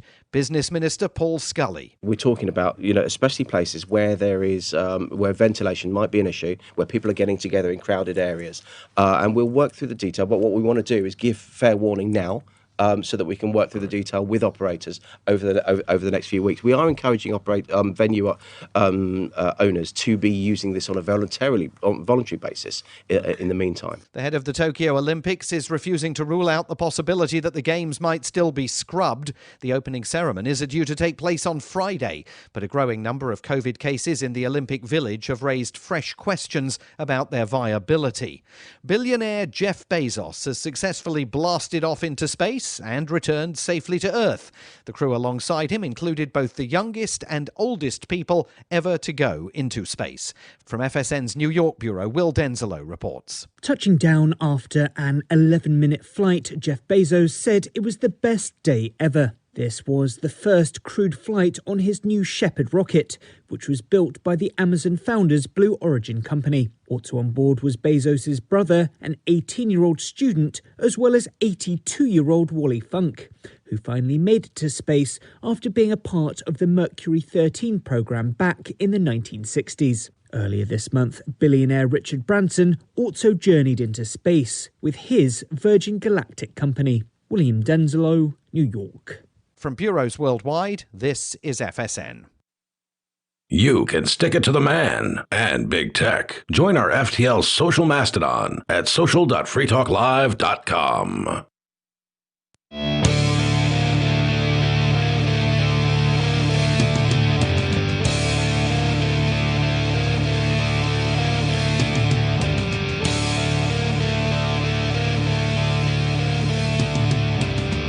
It's Free Talk Live.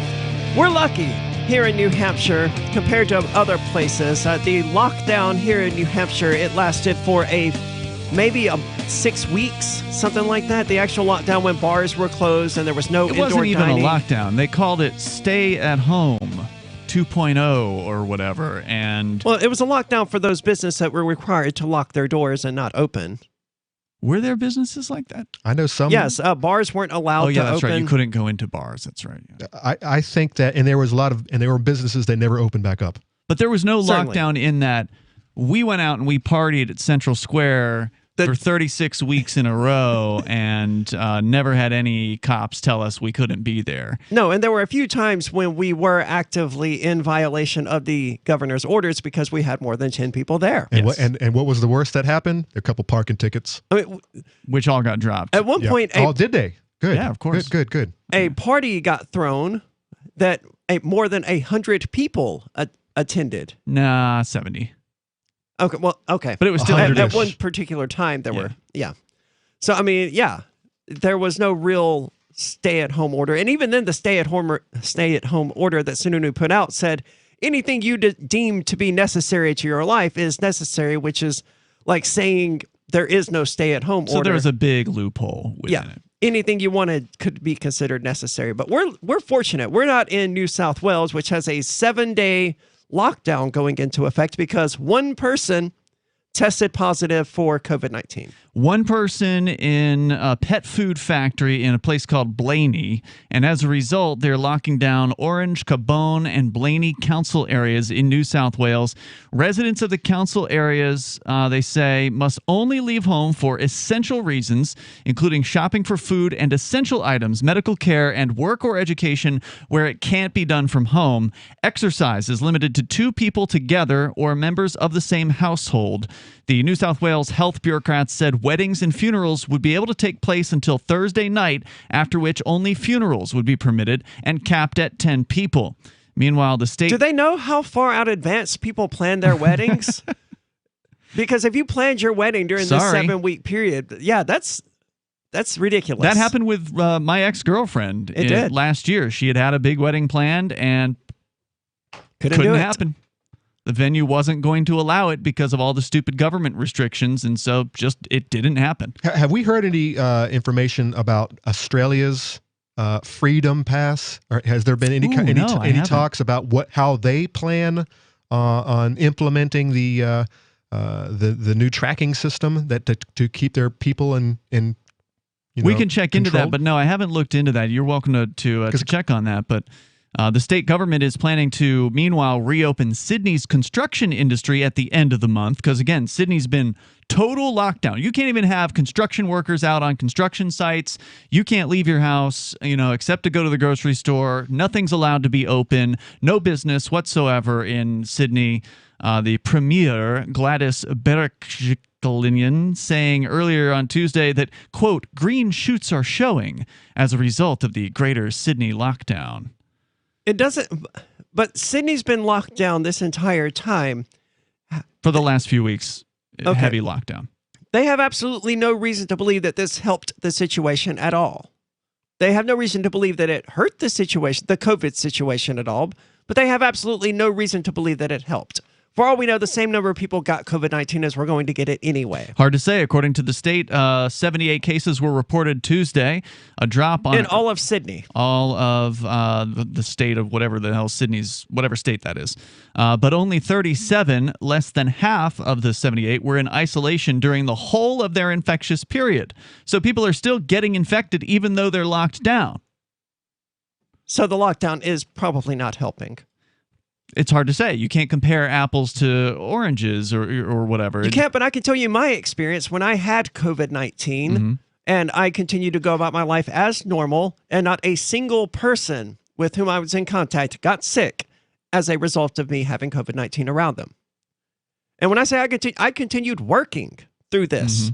So, and I don't know, something else seems to be going on here. It's rather arbitrary who it spreads to and who it doesn't, as far as I can tell. The New South Wales government introduced a more stringent lockdown on Saturday amid concerns that large numbers of workers were leaving the hotspots in southwest Sydney to attend work. Construction sites were shut down, and all other non-essential, so-called retail, and all office workplaces have been ordered to close.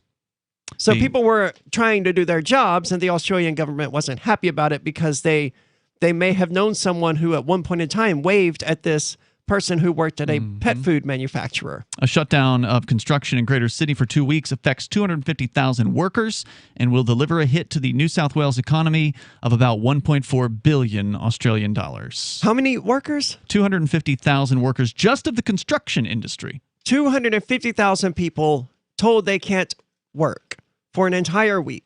I don't know what the situation is like in Australia, but in America, where 54% of Americans are living paycheck to paycheck, that's going to require some government intervention. Oh, yeah, UBI. It's coming. And food stamps and all of this other stuff. I mean, the UBI is coming. California is actually testing one out. I mean, there's already one in effect for those people who have children. The child tax credit is now a monthly donate. What? Yes, it's now being given monthly to people who have children. Instead of at the end of the year tax But time. they also increased the amount that people got per child. So it's not like they took the same amount of money and distributed it over the entire year. They also increased the amount of money, and now they're giving it to you every single month. It's a UBI. The more children you have, the more money the government will give you every single month. On top of that, there's the unemployment benefits that I think they've all gone away by now. At least they went away here in New Hampshire on like June the 19th or something. So they've been gone for a month. But I got to tell you, it didn't change the hiring landscape in New Hampshire at all. There's not a load of applicants coming in to try to get jobs. There is not. Yeah, Australia does in fact have since last month, they have an official COVID-19 vaccine passport. My question is why they haven't been implementing it yet, and why this would be the prime opportunity for them, where they could be like, all right, everyone's locked down unless you got your freedom pass, unless you got your vaccine passport. Well, perhaps it isn't ready for rollout. I suspect that it's not, and this gives them one more opportunity to really ram it home, if you will, on the Australian public to incentivize them to get the vaccine. This is exactly what Macron did as soon as he was talking about the keeping you out of the cafes and out of the clubs. He got 900,000 jabs the next day. Well, maybe the plan is like what they're doing in Europe, where they're rolling out the quote-unquote health pass during the summertime. Maybe that's what their plan is in Australia, is we're locking down hardcore right now. They hate this. They're going to, they want to get out. All right, we're going to let you out, come the warmer months. Well, hold up. If you want to go and have fun, we're letting you out. But, if you want to go out and, party, if you want to go to the clubs, if you want to go to your funeral, go to your wedding, you've got to have the health pass. That's a good reason that Australia wouldn't be, rolling it out right now, is because it's wintertime and people aren't going to be as social. They're not going out to as many parties. They're not going out to the bars or whatever, or to the beaches like they will be during the summer. So maybe that's why it hasn't been rolled out yet. Here in the United States, though, I'm not sure they're going to roll one out. They're likely to leave it to companies to require employees to be vaccinated and things like that. That's where they're going. That's where they're heading. That's where they're heading these days, because I think they realize, unlike Australia, there are too many red states in this country. There's too many firearms. They can't do this. And especially when, I mean, could you imagine if they did what they did in France to us Americans? Even in blue states. What do you mean? What did they do in France? They locked everything. You mean the mandatory health pass for almost everything? You can't go to the rest. You can't. Yeah, exactly. It's not just going to be locked down for a week. No. From here on out, you can't go to the cafe. Yeah, that won't happen here. No, it won't. What they will do here is you have to have the health pass or you have to wear a mask. That's how they'll end up approaching it. Yeah, because that's how you get the red states. It's going to be your industry that's going to. They're relying on industry to make this decision. If they can get companies to mandate their employees do it. Classic fascism. There you go. What are your thoughts? The American way. 603-283-6160. I laugh, but you're not wrong, and that's tragic. More coming up. It's Free Talk Live. The Free State Project has reached its goal of 20,000 liberty lovers who've pledged to move to New Hampshire and get active to achieve liberty in our lifetime. Perhaps you're trying to figure out what part of New Hampshire should be your destination. If so, consider Keene. You'll find more than 150 reasons to move to Keene at move.freekeene.com. Keene is famous for its historic, publicity-generating activism, as well as being the liberty media capital of the world. It's home to freekeene.com, New Hampshire's destination for liberty activism, news, and opinion. For years, we've been compiling over 150 reasons to move to Keene at move.freekeene.com, where you'll learn about some of what's happening here and what makes Keene a great place to live. If you love liberty, you'll probably enjoy anywhere you end up in the Shire. But do your due diligence first. Please visit move.freekeene.com for the full list of over 150 reasons to move to Keene. That's move.freekeene.com. Breaking weather news. Belize is sunny and around 82 degrees every day this week. What's the forecast for your life? If current politics and economic prospects are cramping your freedom, escape to the tropics. ECI Development has affordable second homes for you to own or rent in Belize and other tropical countries. Places with stable governments and growing economies. Secure your freedom now. To find out more, send an email to ftl@ecidevelopment.com. Some of you asked, and now we've delivered. LRN.FM's live Keene, New Hampshire studio shows are now streamed in HD on Twitch. Visit our channel at twitch.lrn.fm and give it a follow. If you have Amazon Prime, you get one free subscription on Twitch. If you use it on our channel, Twitch will give LRN.FM a monthly piece of your Prime subscription cost. So please watch, follow, share, and subscribe to twitch.lrn.fm. That's twitch.lrn.fm. This is Michael Dean from the Freedom Fiends. I've run websites since 1996 and have used over a dozen web hosts in that time. AgristHosting.com is the only one that hasn't broken my heart. Agrist Hosting's uptime and service is stellar, and their DDoS mitigation is the best I've seen.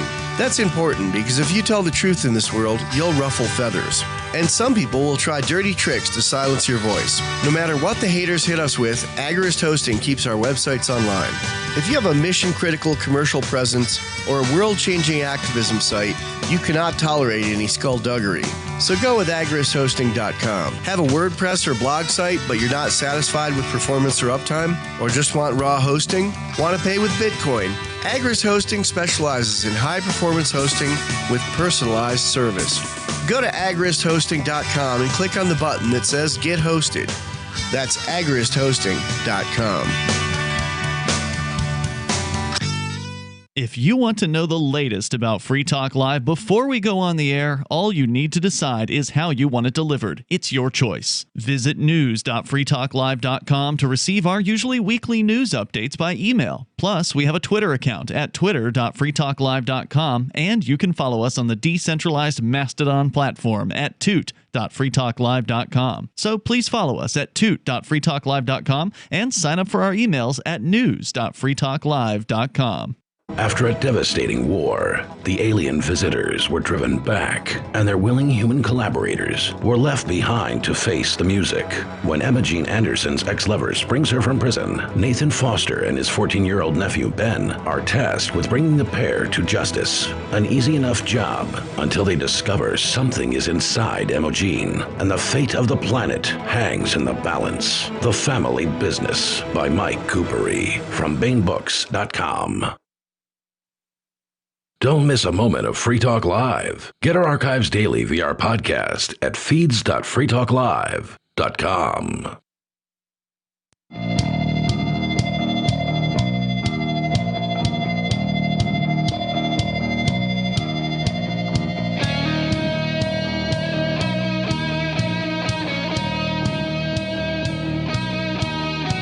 It is Free Talk Live. You're welcome to join the discussion. 603-283-6160 if you want to do that. That's 603-283-6160. With you tonight, it's Aria. It's Ian. And Conan. And I seem to be a bit more optimistic about the future of this COVID-19 nonsense than either of you. And I want to go on with the reasons that I'm a bit more optimistic. I've also got another article here from MSNBC. 2 months after the Centers for Disease Control and Prevention, that's the CDC, said vaccinated individuals did not need to wear a mask in most settings, a growing number of experts are warning it's time to put them back on.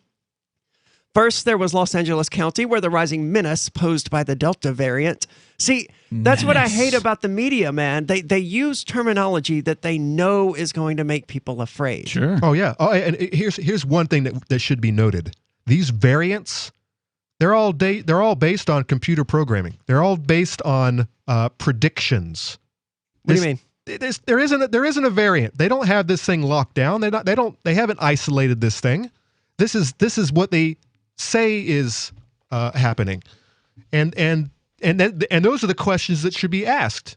You know, where is this new virus, this new variant? Where has it been isolated so that we can take a look at it? They're not asking those types of questions. They're asking, they're just talking about how it's more contagious and that it's so more people, or that it spreads. Yeah, but more spike.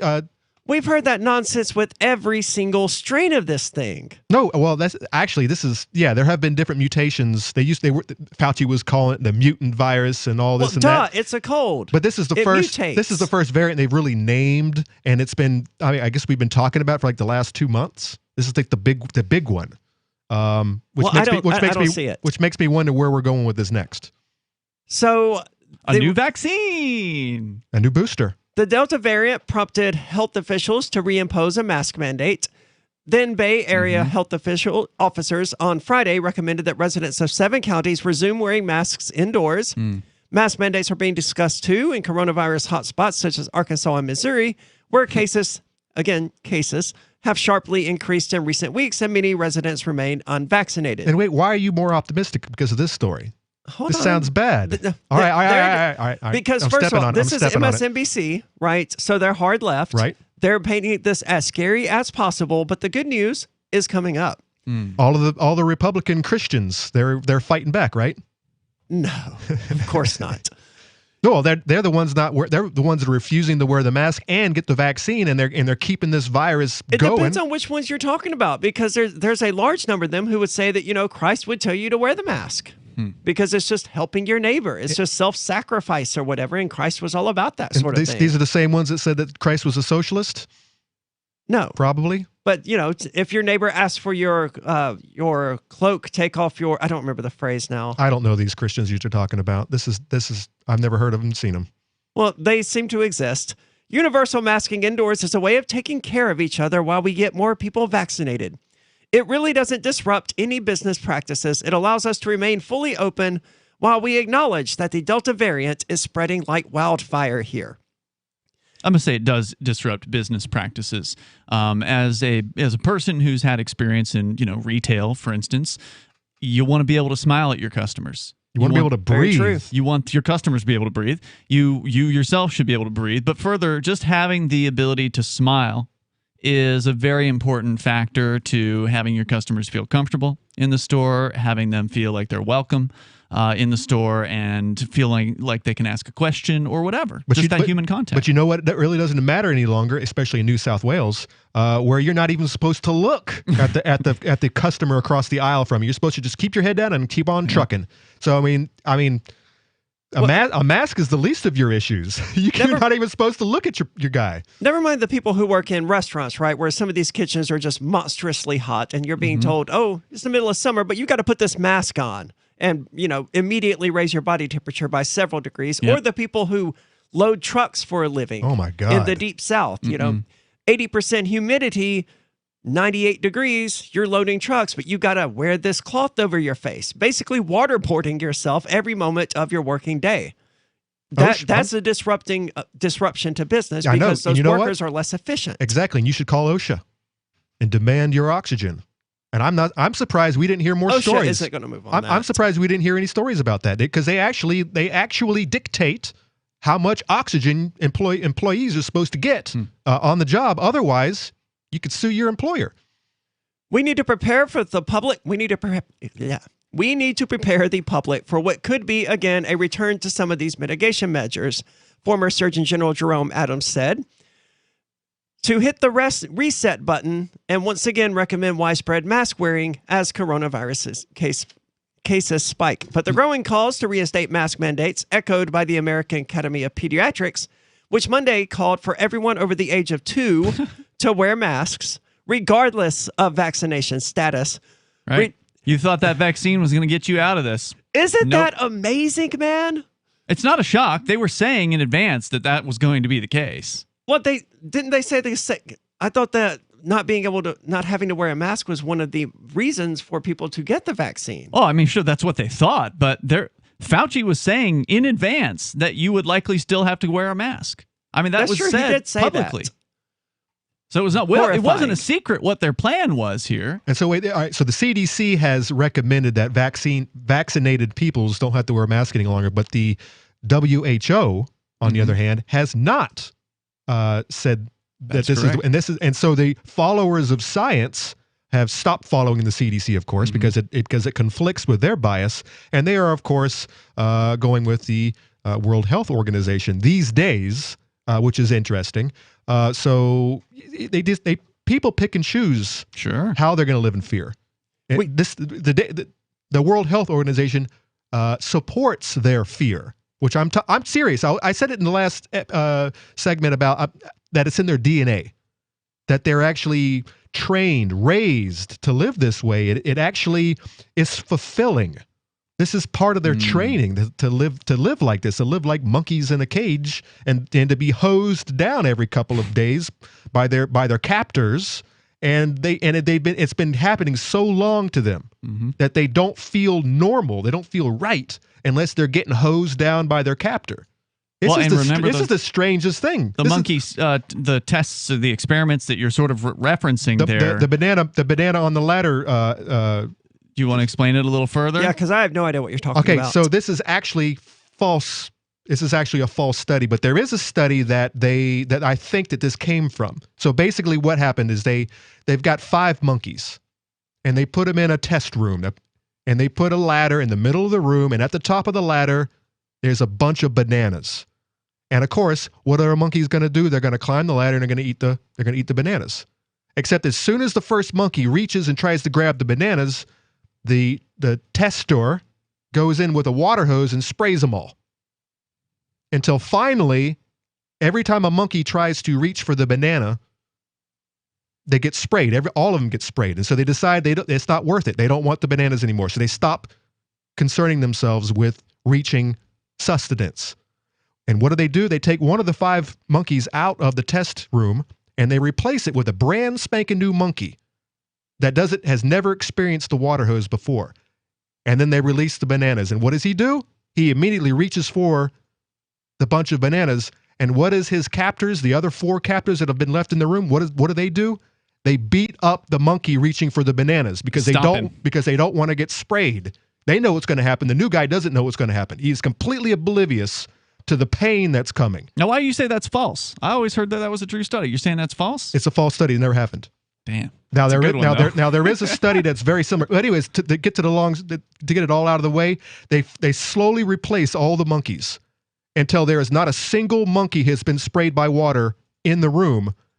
And they trained all 5 to not reach for the bananas, and none of them know why. Well, I've seen except they're going to get beat up by their buddies. I can do you one better. I've seen such experiments done with humans where these people were waiting in a doctor's office, or so they thought. They were waiting for some sort of an appointment, and every time a bell would ring, these people who were part of the study would stand up. Yep.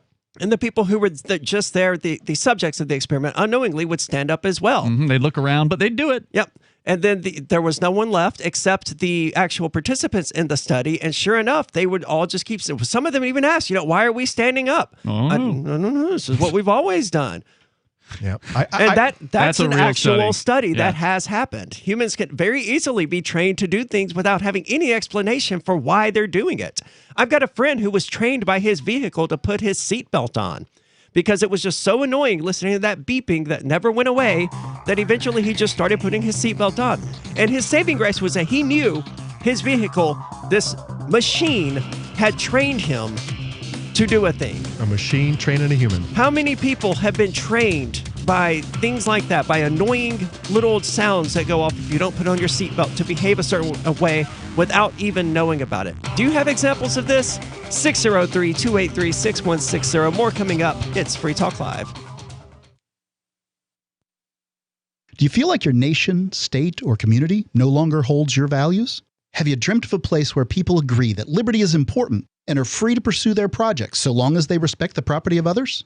There are many people just like you that are discovering freeprivatecities.com. Their social media links are at the upper right of the page at freeprivatecities.com. All skill levels will be needed when the first of the Free Private Cities opens. It's sooner than you think. Stop arguing and build. freeprivatecities.com. The LRN.FM social media channels have been revamped. We've eliminated Facebook and focused on other platforms like Twitter and Mastodon, the decentralized alternative to Twitter. On our accounts, you'll find posts from multiple LRN.FM show hosts together in one place. Follow us on Twitter at twitter.lrn.fm, or better yet, move to the decentralized Mastodon social media platform at toot.lrn.fm, toot.lrn.fm. I think you'll like it. My name is Jacob Hornberger. I'm president of the Future of Freedom Foundation, which Congressman Ron Paul awarded for having an outstanding freedom website. Write us at fff@fff.org, and we'll send you a free 3-month subscription to our monthly journal of libertarian essays and our booklet, Economic Liberty in the Constitution, which George Mason University economics professor Walter Williams praised in a recent column. That's fff@fff.org. There are lots of ways to listen to Free Talk Live. Our podcast has been around since podcasts began, and now the FTL feed is loaded with content besides our full show archives. Did you know that we make it easy for you to customize your podcast subscriptions? We have different feeds, one that includes only our full shows, one with just the Daily Digest, and our main feed that includes everything. You decide what you listen to. It's quick and easy to customize your feeds at feeds.freetalklive.com. That's feeds.freetalklive.com. You're listening to the live edition of Free Talk Live. Hour number 3 is next after the news here on the Liberty Radio Network at LRN.FM. From Feature Story News in Washington, I'm Simon Marks. The White House has disclosed that a fully vaccinated staff member has tested positive for COVID-19 and isn't the first. Meanwhile, on Capitol Hill, the congressional physician says the Delta variant has now been identified in the compound's buildings. Some members of Congress and staff members, also fully vaccinated, are reported to have tested positive for the virus. At the White House, Press Secretary Jen Psaki. If you are vaccinated, you are protected. If you get a case of COVID, it will be mild. If you are not vaccinated, you could be, we hope not, but among the people who go to the hospital and get very sick from the virus. The data is very clear. So part of our objective is also not to stoke fear among people who are vaccinated, because the data is pretty clear about their protection. Thomas Barak, the man who headed Donald Trump's inaugural committee, has been arrested on federal charges. He plans to plead not guilty to accusations that he was lobbying on behalf of the United Arab Emirates between 2016 and 2018 without registering as a foreign agent as required by law. The British government says it will work with the nightclub industry on the imposition of vaccine certification for entry to venues. Many nightclub owners reacted angrily to Monday's announcement that from the end of September, clubbers will have to present evidence that they've been fully jabbed. Business Minister Paul Scully. We're talking about, especially places where there is, where ventilation might be an issue, where people are getting together in crowded areas. And we'll work through the detail, but what we want to do is give fair warning now, so that we can work through the detail with operators over the next few weeks. We are encouraging venue owners to be using this on a voluntary basis in the meantime. The head of the Tokyo Olympics is refusing to rule out the possibility that the Games might still be scrubbed. The opening ceremonies are due to take place on Friday, but a growing number of COVID cases in the Olympic Village have raised fresh questions about their viability. Billionaire Jeff Bezos has successfully blasted off into space and returned safely to Earth. The crew alongside him included both the youngest and oldest people ever to go into space. From FSN's New York bureau, Will Denzelo reports. Touching down after an 11-minute flight, Jeff Bezos said it was the best day ever. This was the first crewed flight on his new Shepard rocket, which was built by the Amazon founder's Blue Origin company. Also on board was Bezos' brother, an 18-year-old student, as well as 82-year-old Wally Funk, who finally made it to space after being a part of the Mercury 13 program back in the 1960s. Earlier this month, billionaire Richard Branson also journeyed into space with his Virgin Galactic company. William Denzelo, New York. From bureaus worldwide, this is FSN. With FSN Spotlight, I'm Simon Marks. Today, the passionate words of one of the world's leading theatrical impresarios after he was forced to cancel yet again a return to the boards in London. Lord Andrew Lloyd Webber had planned to bring Cinderella to audiences this week, but he had to cancel opening night after a cast member tested positive for COVID-19, even though the rest of the cast tested negative. He spoke on stage at the Gillian Lynn Theatre in London's Covent Garden. I just felt that with the guidelines as they are at the moment that we simply couldn't go ahead. And I think one of the difficulties for us is that, with theatre, we can't carry on like this. We just simply can't. I'm thinking of our audiences. Yet again, we've had to say to a whole load of audiences this week, sorry, we can't perform. It's just no longer viable. It's just completely untenable. I'm now talking as Andrew Lloyd Webber, composer, and friend of this cast and all of the people who have been working on our show. But I'm also talking of Andrew Lloyd Webber, somebody who's a passionate lover of theatre. The British theatre industry had largely viewed Cinderella as a test case for the return of live drama and musicals to the West End. The main news again, the White House has disclosed that a fully vaccinated staff member has tested positive for COVID-19 and isn't the first. Thomas Barak, the man who headed Donald Trump's inaugural committee, has been arrested on federal lobbying charges in Los Angeles. And the head of the Tokyo Olympics is refusing to rule out the possibility that the Games might still be scrubbed. Opening ceremonies are due on Friday. There's more from us on Twitter at Feature Story. And that is the latest Feature Story news. Simon Marks reporting. It's the Onion Radio News. A spokeswoman gives birth to a spokeschild. This is Doyle Redland reporting. Tacoma spokeswoman Tammy Barker became the proud mother of a bouncing baby spokeschild last night.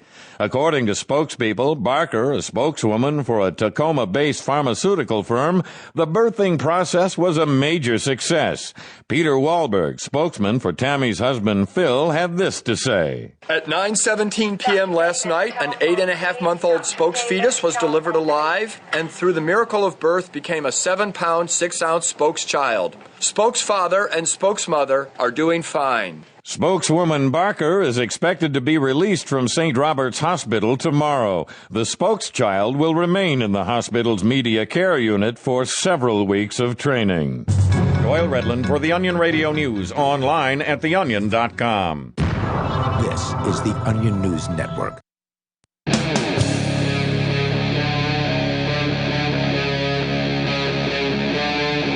Free Talk Live.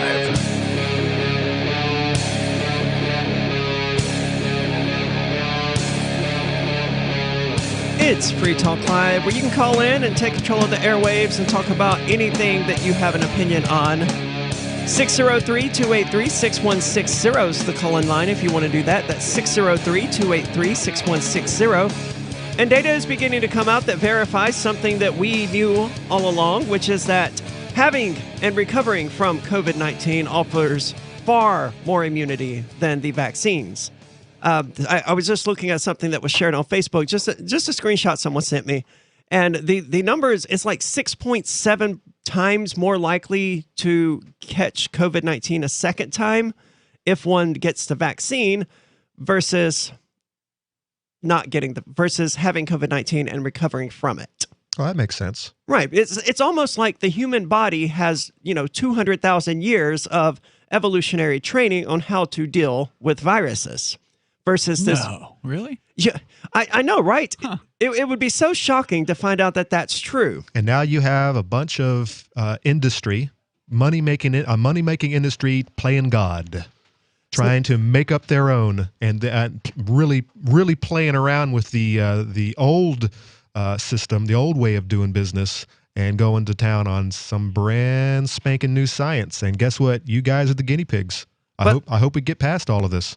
I'm talking about the mRNA. I'm hopeful about the situation, but we haven't really gotten into it. But before we do get back into it, let's go to the phones. We've got Craig calling from California. Craig, you're on Free Talk Live.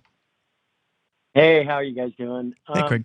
Yeah, I'm just calling regarding what you guys were just talking about with the monkeys and the cages, and I'm wondering if any of you guys have heard Jack Spirko from the Survival Podcast. He has a really great analogy of how human beings have become domesticated livestock, tax livestock, and how what's going on is just part of the hardcore training that we're all going through.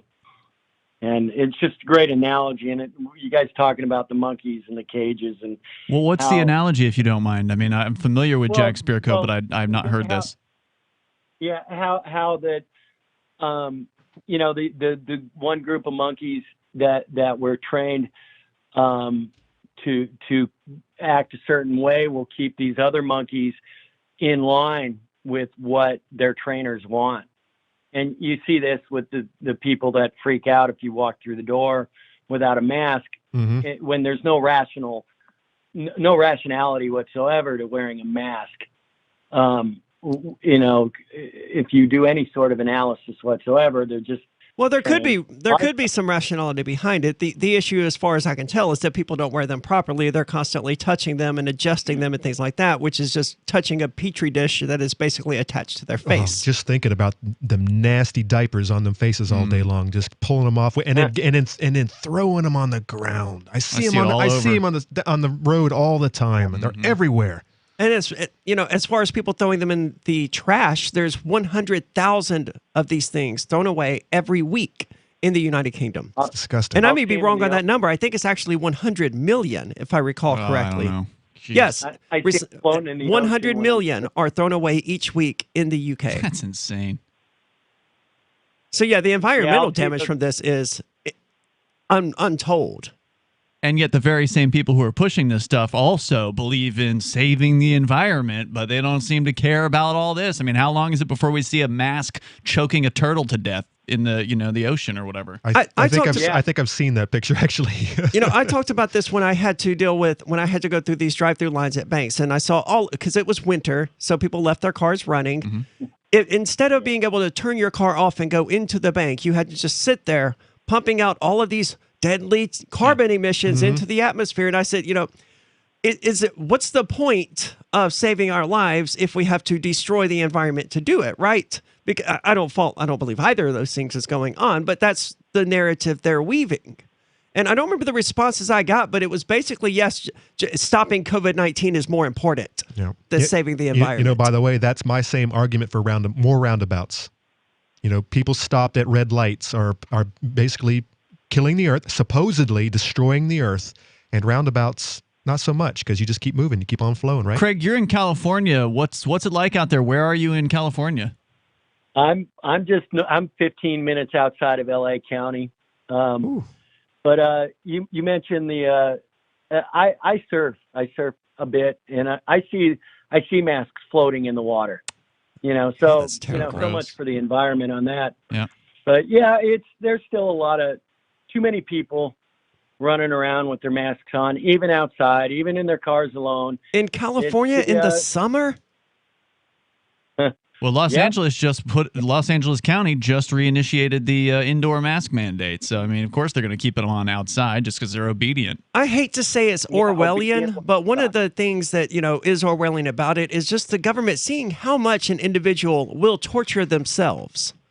The point isn't for the government to torture people. It's to brainwash people until they're willing to torture themselves and to see how far they will do it. But they feel good about it. Yeah, it's part of the simulation. I think it's a test. I think it's a test to see how we'll react and who won't.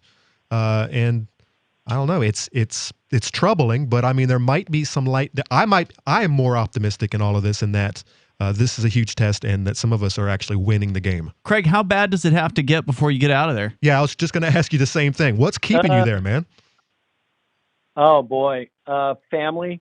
I have young kids, or young as in young adult kids in the married stages, just getting married. What's keeping them there as well? I know. It sounds like an opportunity for a mass exodus out of there. Take the whole family with you. Yeah. I have businesses, investment property. It's an ordeal, and our next investment is going to be out of the state. And that's for sure. And it's trying to figure out where. I know you're going to tell me New Hampshire. Try Jefferson. State of Jefferson. I've been looking a lot up there, but what is the state of Jefferson? It's something that they're trying to make happen. It's a real thing up there. Been up there a lot. Up where? In Atlanta. North California, Southern Oregon. It's a secessionist movement. Okay. Yeah, it's real. It's a whole different breed of people up there. They're mostly conservative, but there's a lot of libertarians.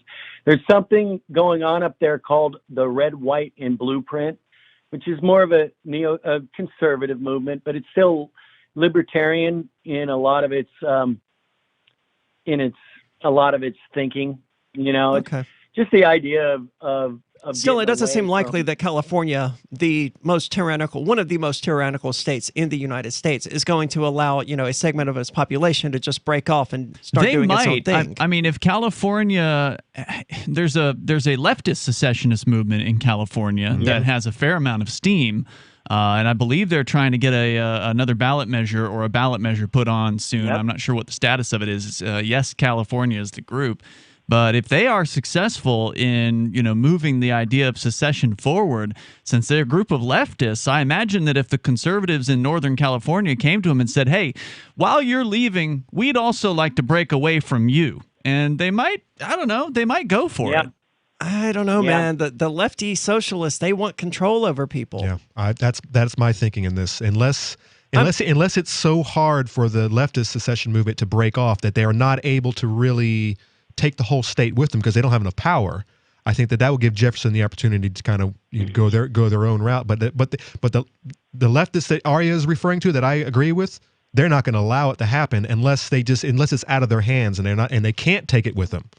I would rather see New Hampshire secede, and I think it has probably the best chance of being successful, given that so much of New Hampshire is already sort of distrustful of the federal government. I agree, but I've said this many, many times. I don't think that we should even attempt to do so until something like this happens in California and or Texas, the big money-making states. Well, I think New Hampshire should be on the forefront. I don't want them to. I don't want Dave Ridley's moving forward with his plan. I don't want the feds to make an example out of us.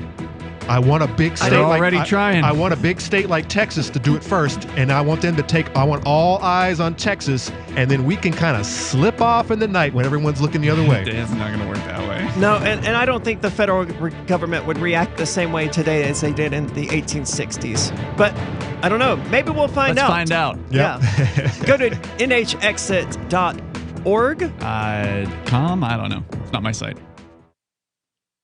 When a lunar observatory detects a radio broadcast originating from Proxima Centauri, the nations of Earth discover their first contact with an alien race may also be their last. With the Proximans facing an extinction-level disaster, Earth must choose between sending a ship on a multi-year journey or allowing nature to take its course. Saving Proxima, a hard science fiction thriller by Travis S. Taylor and Les Johnson from BaneBooks.com. Are you tired of governments murdering people around the world? Stop using their money. There is an alternative. Bitcoin is a stateless, free market, non-political currency. Bitcoin cannot be inflated or controlled by any government. By using their money, you are helping the state. Stop doing it! You have an incredible alternative available now. Learn it, use it, spread it. Get started with Bitcoin at bitcoin.com. That's bitcoin.com.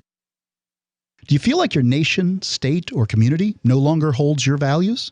Have you dreamt of a place where people agree that liberty is important and are free to pursue their projects so long as they respect the property of others? There are many people just like you that are discovering freeprivatecities.com. Their social media links are at the upper right of the page at freeprivatecities.com. All skill levels will be needed when the first of the Free Private Cities opens. It's sooner than you think. Stop arguing and build. freeprivatecities.com. What if you want to hear the latest episode of Free Talk Live, but all you have is your phone, you forgot to download our archive, and you have no data connection? You can call our Listen line at 641-793-0191. That's a long-distance number, so you may incur charges. If not, listen as long as you want. 641-793-0191. The Free Talk Live Listen line, 641-793-0191. We have some good news. The indictments against Ross Ulbricht in the District of Maryland were dismissed with prejudice, meaning they can never be refiled. This is especially good because those indictments contain the only charge ever made that Ross engaged in murder for hire. This was a serious allegation that Ross Ulbricht denies. It was never prosecuted or ruled on by a jury, but was trumpeted by the federal government and the media as if it were proven fact. The Maryland court held these indictments for almost 5 years, poisoning Ross's case and leaving him under a cloud of unproven allegations. As explained in Ross's appeal to the Supreme Court, the fact that the judge used these allegations to give Ross a draconian sentence of double life without parole violated his Sixth Amendment right to a jury trial. Judges are required to issue sentences based on convictions decided by a jury, not unproven allegations never even charged at trial. Although this is a positive development, the dropped indictment will not set Ross free. Now, a presidential pardon is Ross's only hope of freedom. Sign the petition at freeross.org. freeross.org. Tired of cancel culture? Sick of mega tech corporations holding an axe over your head? Join the LRN.FM Matrix chat server. It's self-hosted, so no one else can tell us what to do or say. Don't like the existing channels? You can make your own. You can even connect into some of our channels from other Matrix servers. It's federated. For the full LRN.FM Matrix experience, though, you should join our server via the step-by-step instructions at chat.lrn.fm. chat.lrn.fm. Is oral health important to you? If you don't like your own teeth, fresh breath, or kissing people, then by all means stop listening. Several years ago, I met Jessica Armand, founder and CEO of My Magic Mud, and I became passionate about the product that she created and never want to live without it. It's clinically proven to whiten teeth, but I find it does much more. They want you to love My Magic Mud as much as I do, so they're giving you a money-back guarantee plus 20% off. Go to mymagicmud.com and use coupon code FTL20 at checkout. mymagicmud.com, FTL20. We're still not sure why you'd want to watch, but our video feed is streaming nightly for free at cam.freetalklive.com.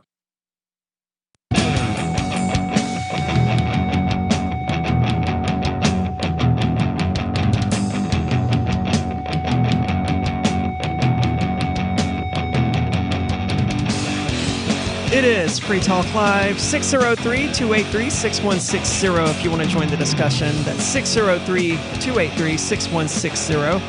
And I want to say thank you to Jenna Talia, who is tonight's amplifier. Jenna is a platinum level amplifier, which means that Jenna is giving $25 per month. Love that name.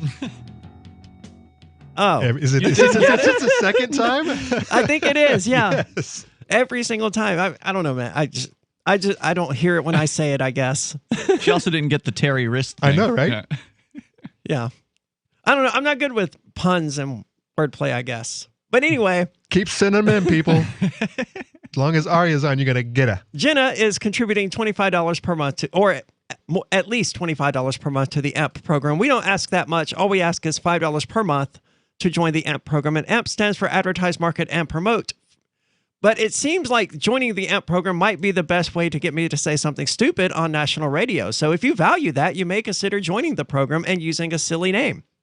It only takes $5 per month, and it comes with a number of cool little features like an AMP-only Facebook group that I don't think anyone really uses, and an AMP-only chat on the Matrix server. We get a good post, good 1 or 2 posts a day. Do we? Yeah, sure. I'm on it. I'm on it, guys. So if you want to yell at me, I'll comment on your posts. Awesome. I'm glad to know that it's active. I don't think there have been any new membership requests. I think that's what I was thinking. Months and months and months, probably like more than a year. So, Jenna, thank you so much for your contributions, and we hope you continue enjoying the show. Let's go to the phones, though. We've got Greg calling from New York. Greg, you're on Free Talk Live. Hey, everyone. I sort of wanted to talk about how I think there's a little bit of a conflation between libertarianism and being anti-left wing. There's a lot of sort of leftists around the world that are much more libertarian than the right-wingers. And everyone talks about Venezuela. But, for example, in Portugal, there was this time when they wanted austerity. The economy was failing, and the German banks wanted to repossess a lot. And the Socialist Party came into power. And in 4 years, they decriminalized all the drugs. You can do any drugs in front of cops, completely fine.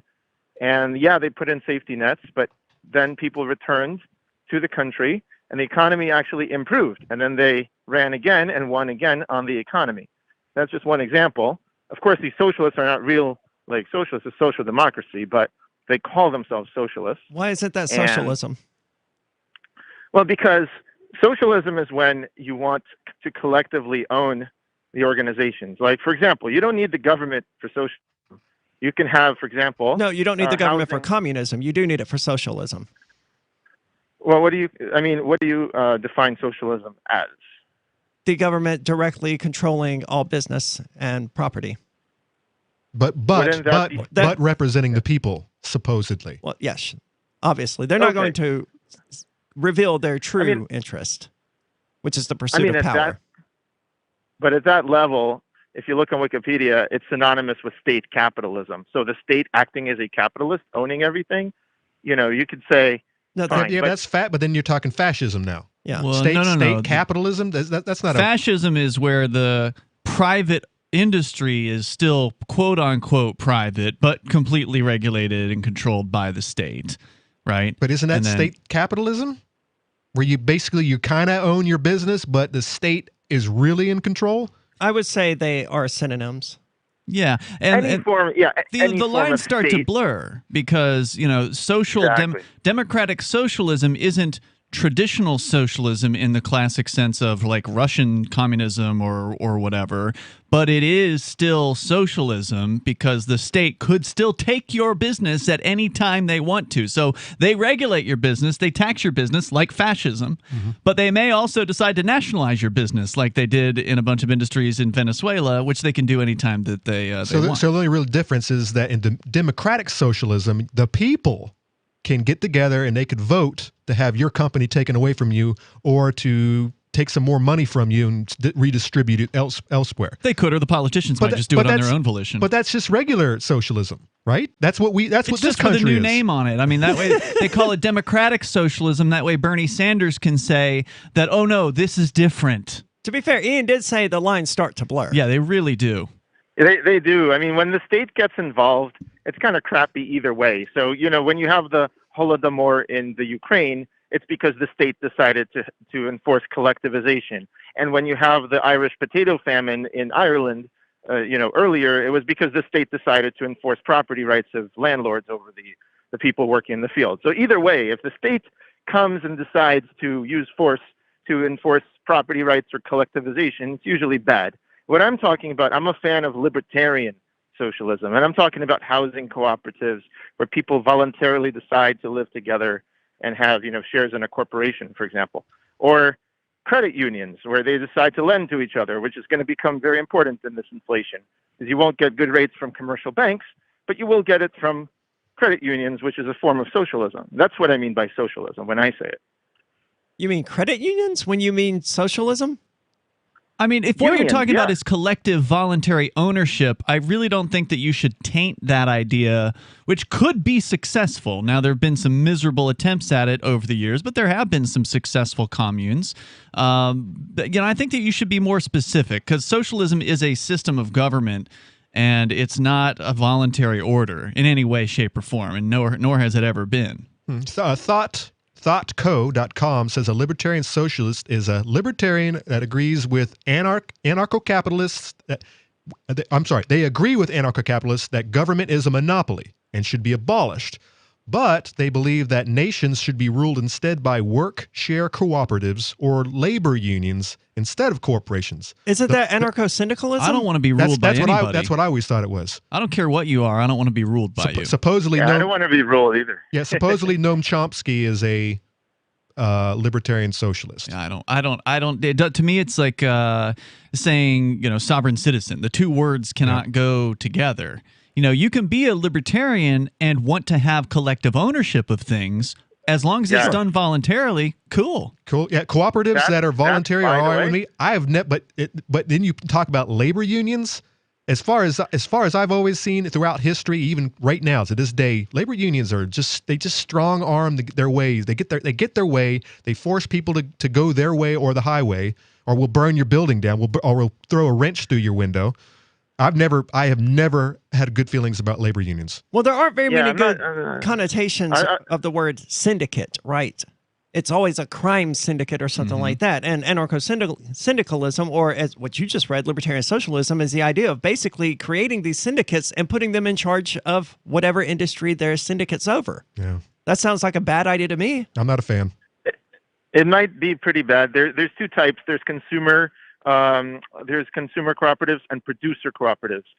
Farmers could join into a union. The thing is, though, you got to understand that if you have a top-down pyramid and there's an owner of a factory or whatever, that's also enforced by force. If you question what they do and they fire you and you refuse to leave, you'll be escorted out. Here's my thing. Show me one commune ever that has survived. They exist. They're they're usually old hippies, like in Vermont. And they usually have people who are going through their. They last about a week and realize they can't handle work and they go back to the city. More coming up here, 603-283-6160 if you want to join the discussion. It's Free Talk Live.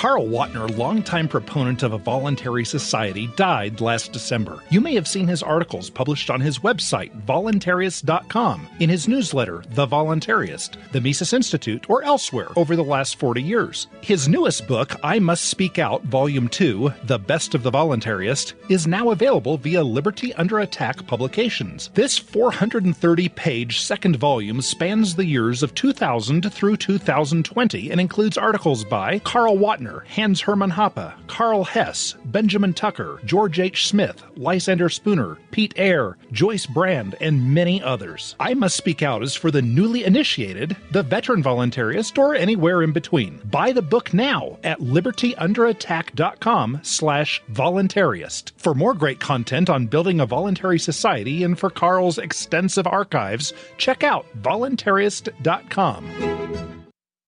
From Feature Story News in Washington, I'm Simon Marks. The White House has disclosed that a fully vaccinated staff member has tested positive for COVID-19 and isn't the first.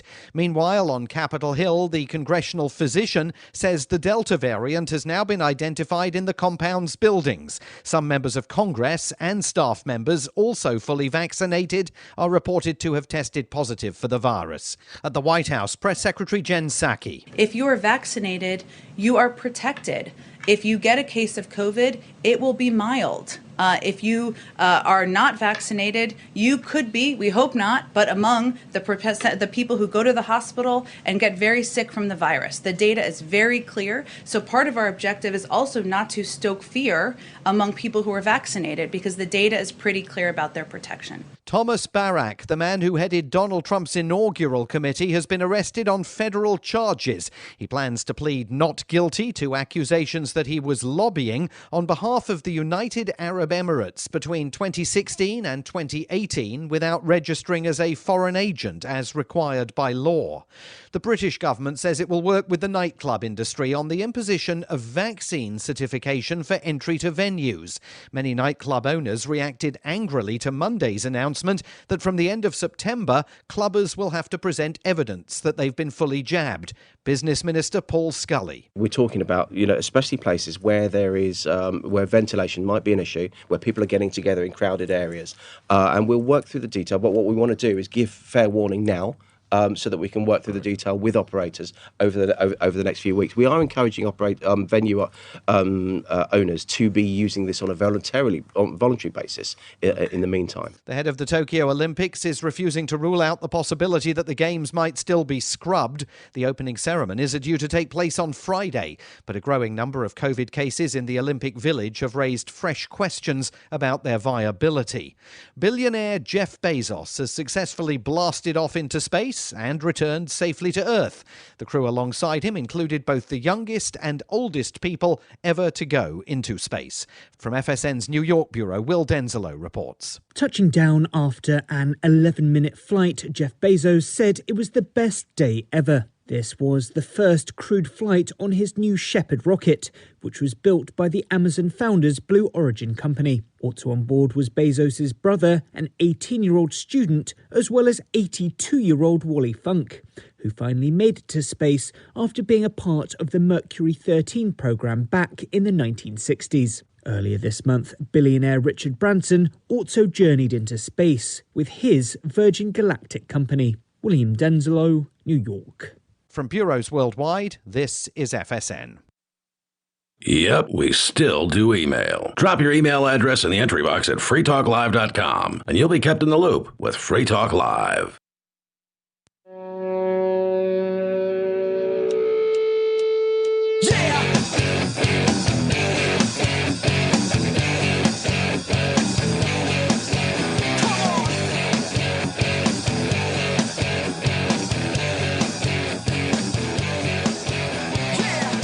It's Free Talk Live, 603-283-6160. If you want to join the discussion, that's 603-283-6160. With you tonight is Arya, Ian, and Conan. And Conan, I want to carry on the conversation we were just having because the way you define these terms, it qualifies me as being alt-right. Okay, hold on. What's the definition? I was just bringing it up. Wikipedia says alt-right, alternative right, is a loosely connected far-right white nationalist movement. And that you've You're already not a white nationalist. Yeah, I'm certainly not. You've already lost me there because I think some alt-righters, proud alt-righters, would never consider themselves white nationalists. This is written by a leftist. Like it's got to be, but like the Boogaloo Boys, you characterize those as being alt-right. Yes. No way. They're libertarians. Yeah, they're libertarians, Hardcore. dude. But there are alt-right libertarian boogie boys who There vote. There may be, who are all about Trump and I'll whatnot. tell you what. With the Boogaloo Boys came out in New Hampshire. I think it was early this year. It was during the wintertime. And they had an event out in front of the State House, and I went because I was curious. You know, I mean, I know, Matt probably would be considered a Boogaloo boy, and he's pretty libertarian. And that was how we got into this, because he said that Matt Roach he's heard Matt Roach say some alt-right things. I was like, I've never heard anything from him. So I showed up at this event, and it was there was only like 5 of them that came out, but they were hardcore pro-liberty, libertarian, voluntarist, anarchist people. I'd never met them before, didn't know who they were, but they were on point with what they were saying. You know, I spoke with them, asked them some questions, and they are definitely non-aggression principle libertarians. And that was your take. There was the term libertarian brought up. Yes. I know. I don't call myself a free market or a free market anarchist because people immediately don't understand what that means. You go with voluntarist. Yeah.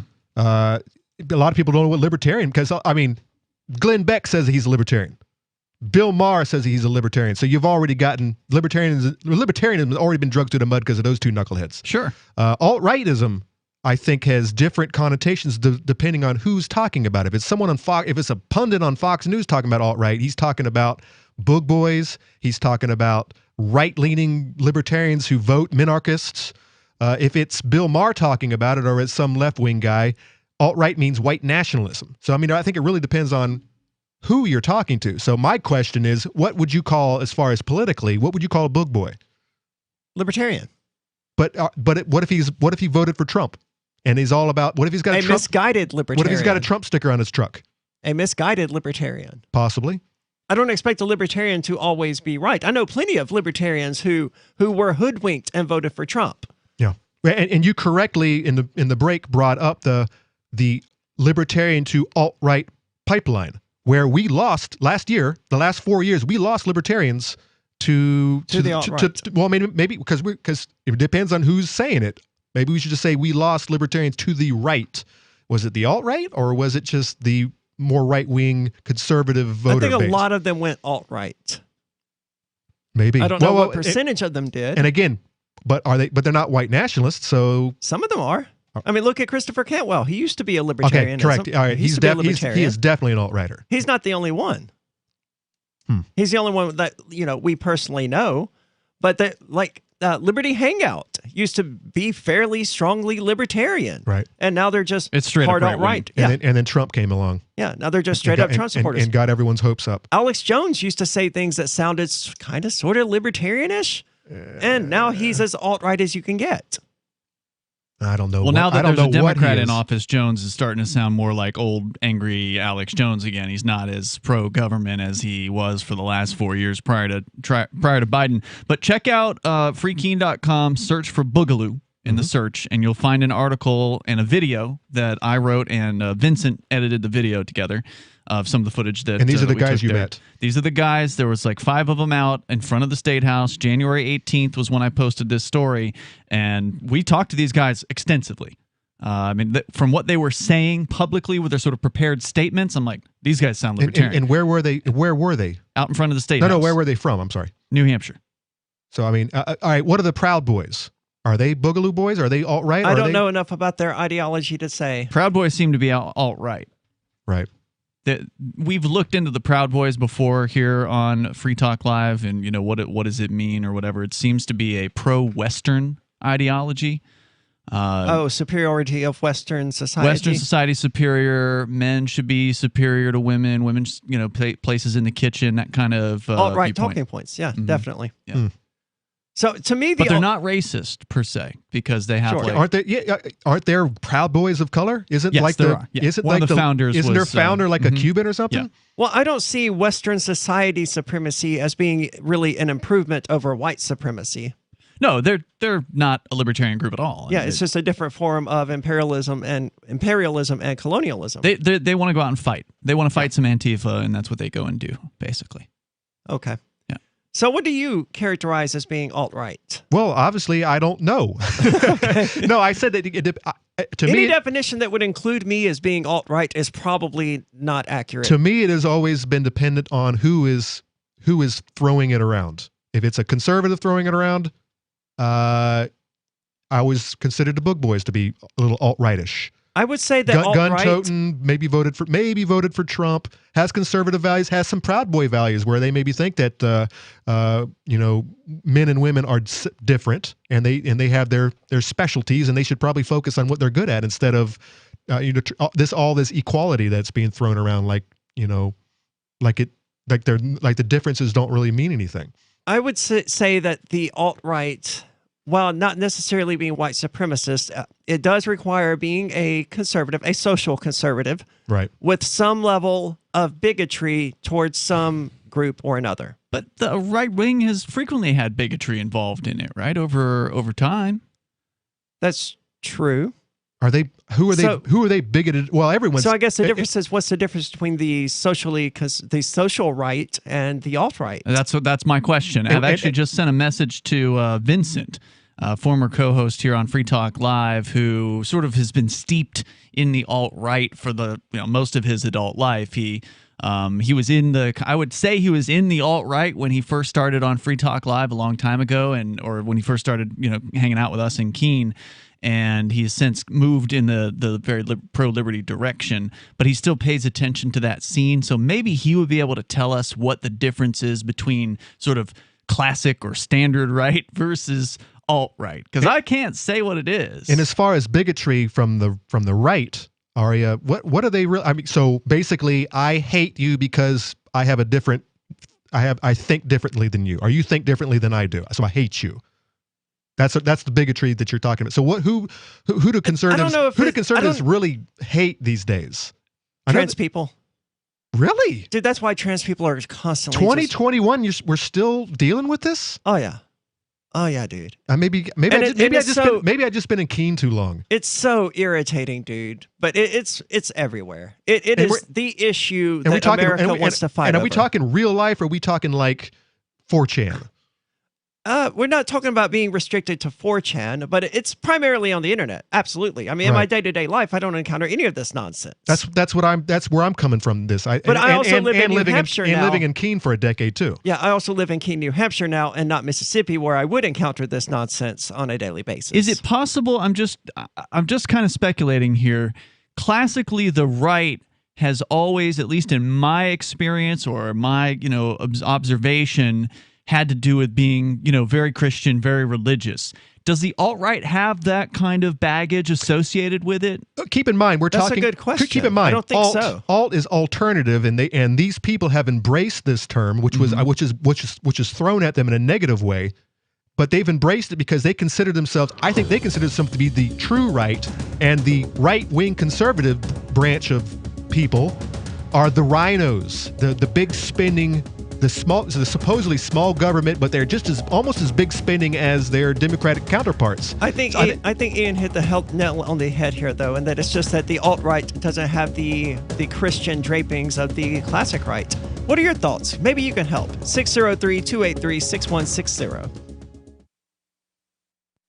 On March 16th this year, government task forces violently raided the New Hampshire Bitcoin Embassy, the Mighty Moose Mart, the homes of Aria DiMezzo, Andy and Renee Spinella, Colleen Fordham, a grandmother, and perhaps most relevant, the studios of Free Talk Live.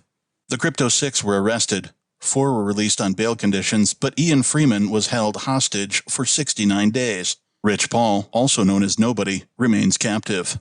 We've consulted attorneys who say no crime even appears to have been committed.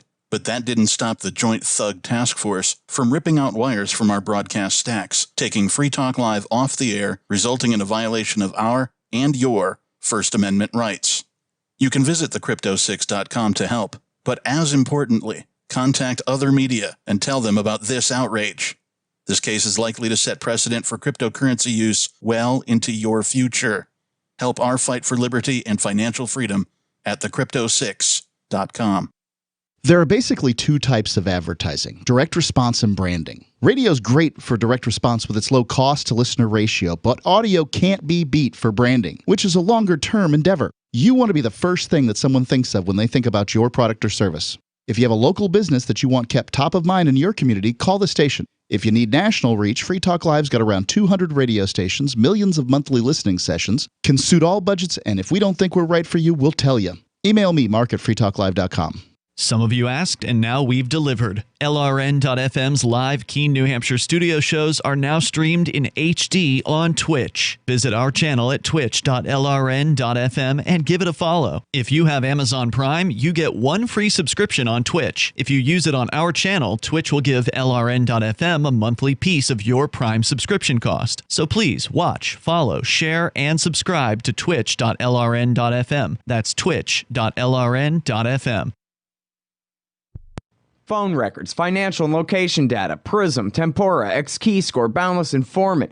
Hey y'all, Scott Horton here for offnow.org. Now here's the deal. Due to the Snowden revelations, we have a great opportunity for a short period of time to get some real rollback of the national surveillance state. Now they're already trying to tire us by introducing fake reforms in the Congress. And the courts, they betrayed their sworn oaths to the Constitution and Bill of Rights again and again, and can in no way be trusted to stop the abuses for us. We've got to do it ourselves.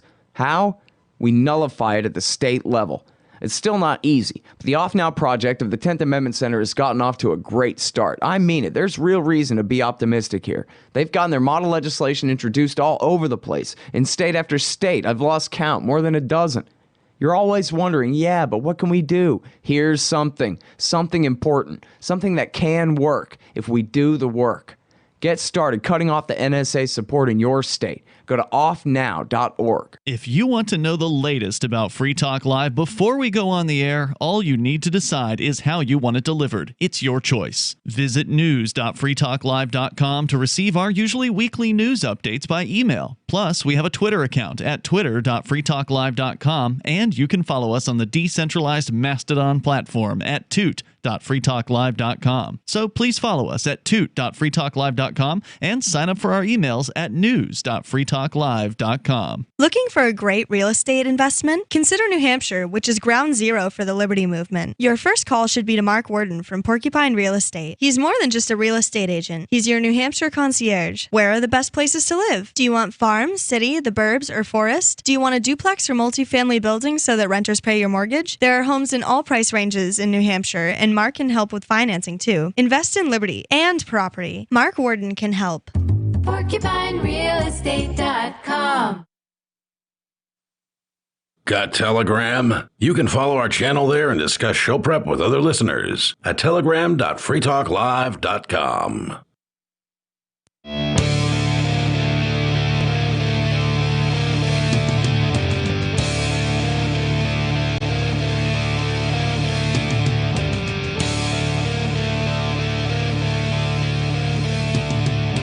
It is Free Talk Live. I would say you're more than welcome to join the show still, but we're in the final segment. We've got 3 callers sitting here. So always. Why do you guys wait to the last segment? You always do this. Well, 2 of them always do. The other one is Vincent, who has a show called Shire Free Media. Vincent, where can people watch your show? DLive.tv/Shire Free Media, where I won't get taken down for medical misinformation. That's on DLive won't take you down? No, it took me down for something else. Okay. I've been better than YouTube. So why do you believe that medical misinformation isn't going to get you thrown out? Well, just because they haven't thrown me out for it yet. That's supposed to YouTube. It threw me out for it. Yeah, already. well, yeah. That's pretty optimistic. Good for you. I think you should migrate to Odyssey. Yeah, I was trying to tell him that the other day. Did you ever check out your Odyssey account, Vincent, to see if you can do live stream? Oh, no, not yet. It's my day off you're calling me on right now. Well, thanks for taking your time out to clarify for us, because we've been discussing for the last 20 minutes here, what is the alt-right and what is it that makes it different from the right, regular right, the old school right or whatever. Okay, yeah. I mean, I think currently, like in, the post-2020, I think alt-right is sort of like an antiquated term like Whig or Cavalier. Like my understanding of it, and I've been politically active but all the way back into high school, and so I was sort of in the heat of things. And at least the way I would describe it is that the alt-right was a coalition of these various sort of like right-leaning groups who range from being like national socialists, white nationalists, to like edgy Hoppian, right-wing libertarians. They all got together to support Donald Trump in a Republican primary against what the regular right, so like, the Bill Kristol National Review, who supported, Jeb Bush or Ted Cruz or whoever. And so then once Trump got elected, the alt-right started to fracture because they got, their goal was accomplished, and they realized that a lot of these, groups hated each other. And then you would still hear the term be thrown around, and basically like, the most like irrelevant, repugnant groups, i.e. like, the racists, like, Daily Stormer and such, they would fight over each other, along with Cantwell too, actually, now that I mention it, now that I think of it, over the label of alt-right, even though I think it's, as I said, I think at this point it's... You mean argue as in try to claim it for their own, saying that they were the true alt-right? Exactly. Was the Tea Party, was that alt-right? No. They were just, who were they? Just disaffected? It was initially started by Ron Paul, but it got co-opted very quickly. Correct. By Michelle Bachmann, I think was her name. So she's just a right-leaning conservative who's, but how was the Tea Party different? Because she's talking about disaffected conservatives. How is the Tea Party different from the regular conservatives, and why aren't they alt-right? Or are they? If you think about it, they are an alternative right. The right? Tea Party occurred before the alt-right rose. Correct, but maybe they were a precursor. All right. So what? It's still not clear to me, because you said the alt-right was people who supported Trump, but clearly I would think being alt-right would mean more than just which presidential candidate you support. You threw out that there was a different groups that have sort of come together and used that term or applied that term. You said some white nationalists, but of course white nationalists have been involved in the right before the alt-right, so that's not anything new under the sun. So I was throwing something out there right before we went to break, and that is religion as heavy of a component amongst alt-righters, or was it in 2016 or whatever, as it seemed to be among, say, the standard right? Sorry, you asking me? Yeah. I mean, you came from that place, so I figure you know better than we do. Well, like the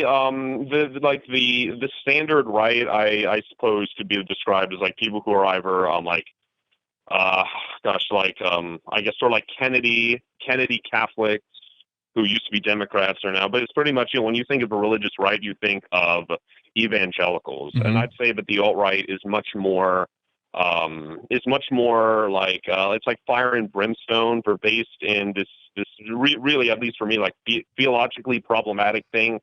It's like they're returning back to traditionalism. So they're sickened by the glitter bug, Joel Osteen, evangelicalism, the snake charmers, and they're moving back. They're using like crusader memes, right? They're calling themselves trad caps, even though the average Catholic would want nothing to do with these people, or Orthodox bros. So for taking solace in like medieval, at least medieval ideas of modern religion. This is the first time I've heard anything like that. So they are religious, just in a different way. Medieval like. Well, there's so many of them. I mean, not all of them are, right? There's like, quite a few who are atheists, quite a few who are Catholics, or, Southern Baptists, or science fiction worshipers like Jones. But ultimately, they do share a ton with the right, in that these people are still pro-war around the whole world, right? Like it's just sort of a different. That's what made them different than the regular right, was that they are anti-interventionism. Really? A majority of them, yeah. Even like from the Hoppian libertarians to the racist white nationalists, the majority.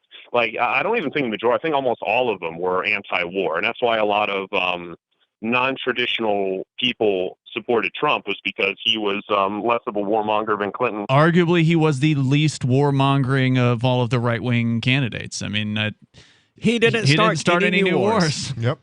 I mean, that's a really low bar, to be fair, but he is the only one who limboed under it. What's coming up on your show tomorrow night? You're on what time? And you're doing Monday, Wednesday, and Friday on Shy Free Media?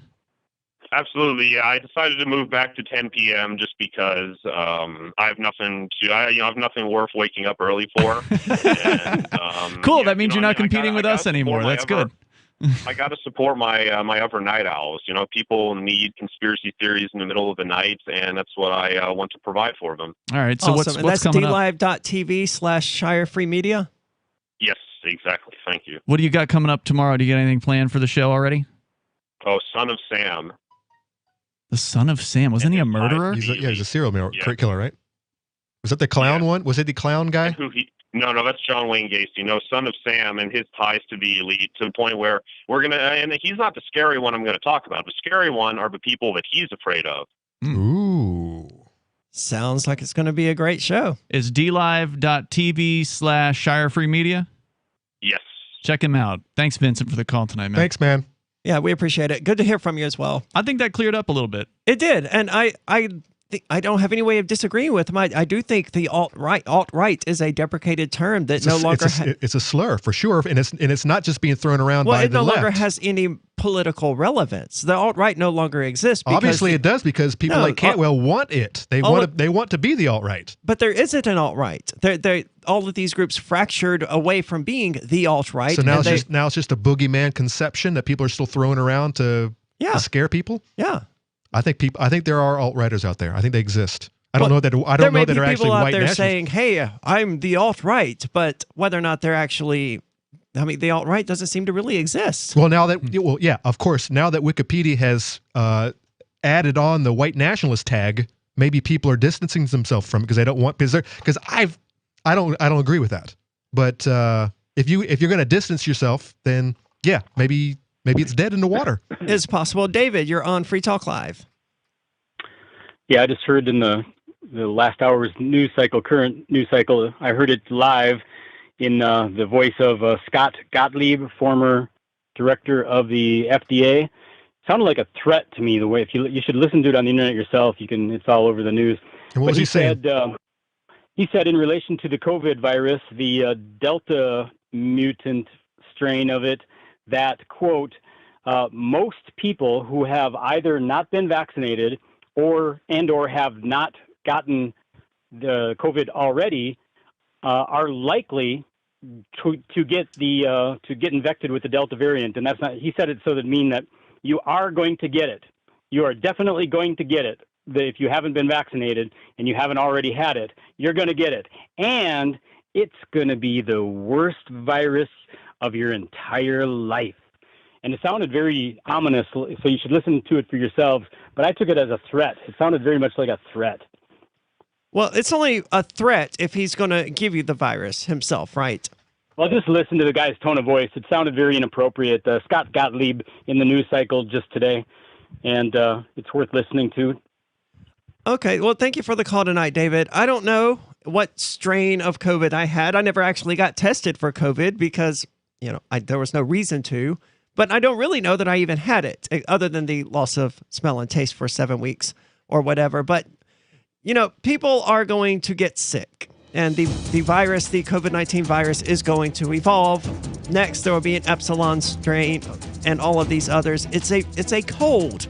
They evolve. There's a new one every single month, really. I don't know how often the common cold evolves, but you'll be all right. Yeah, you will survive, more than likely. That's it for tonight's show, but we're online in the meantime. You can join us and chat with us at social.freetalklive.com. Thanks for listening, social.freetalklive.com. Brute force, intransigent defiance, adamantine will. These are the hallmarks of the AI tank. These gigantic machines have the firepower of an army, but they also have their own sense of honor and duty. When the world breakers arrive, battle will be joined, planets will shake, and war and peace will never be the same again. World Breakers. Stories from David Weber, Larry Correa, and more. Available August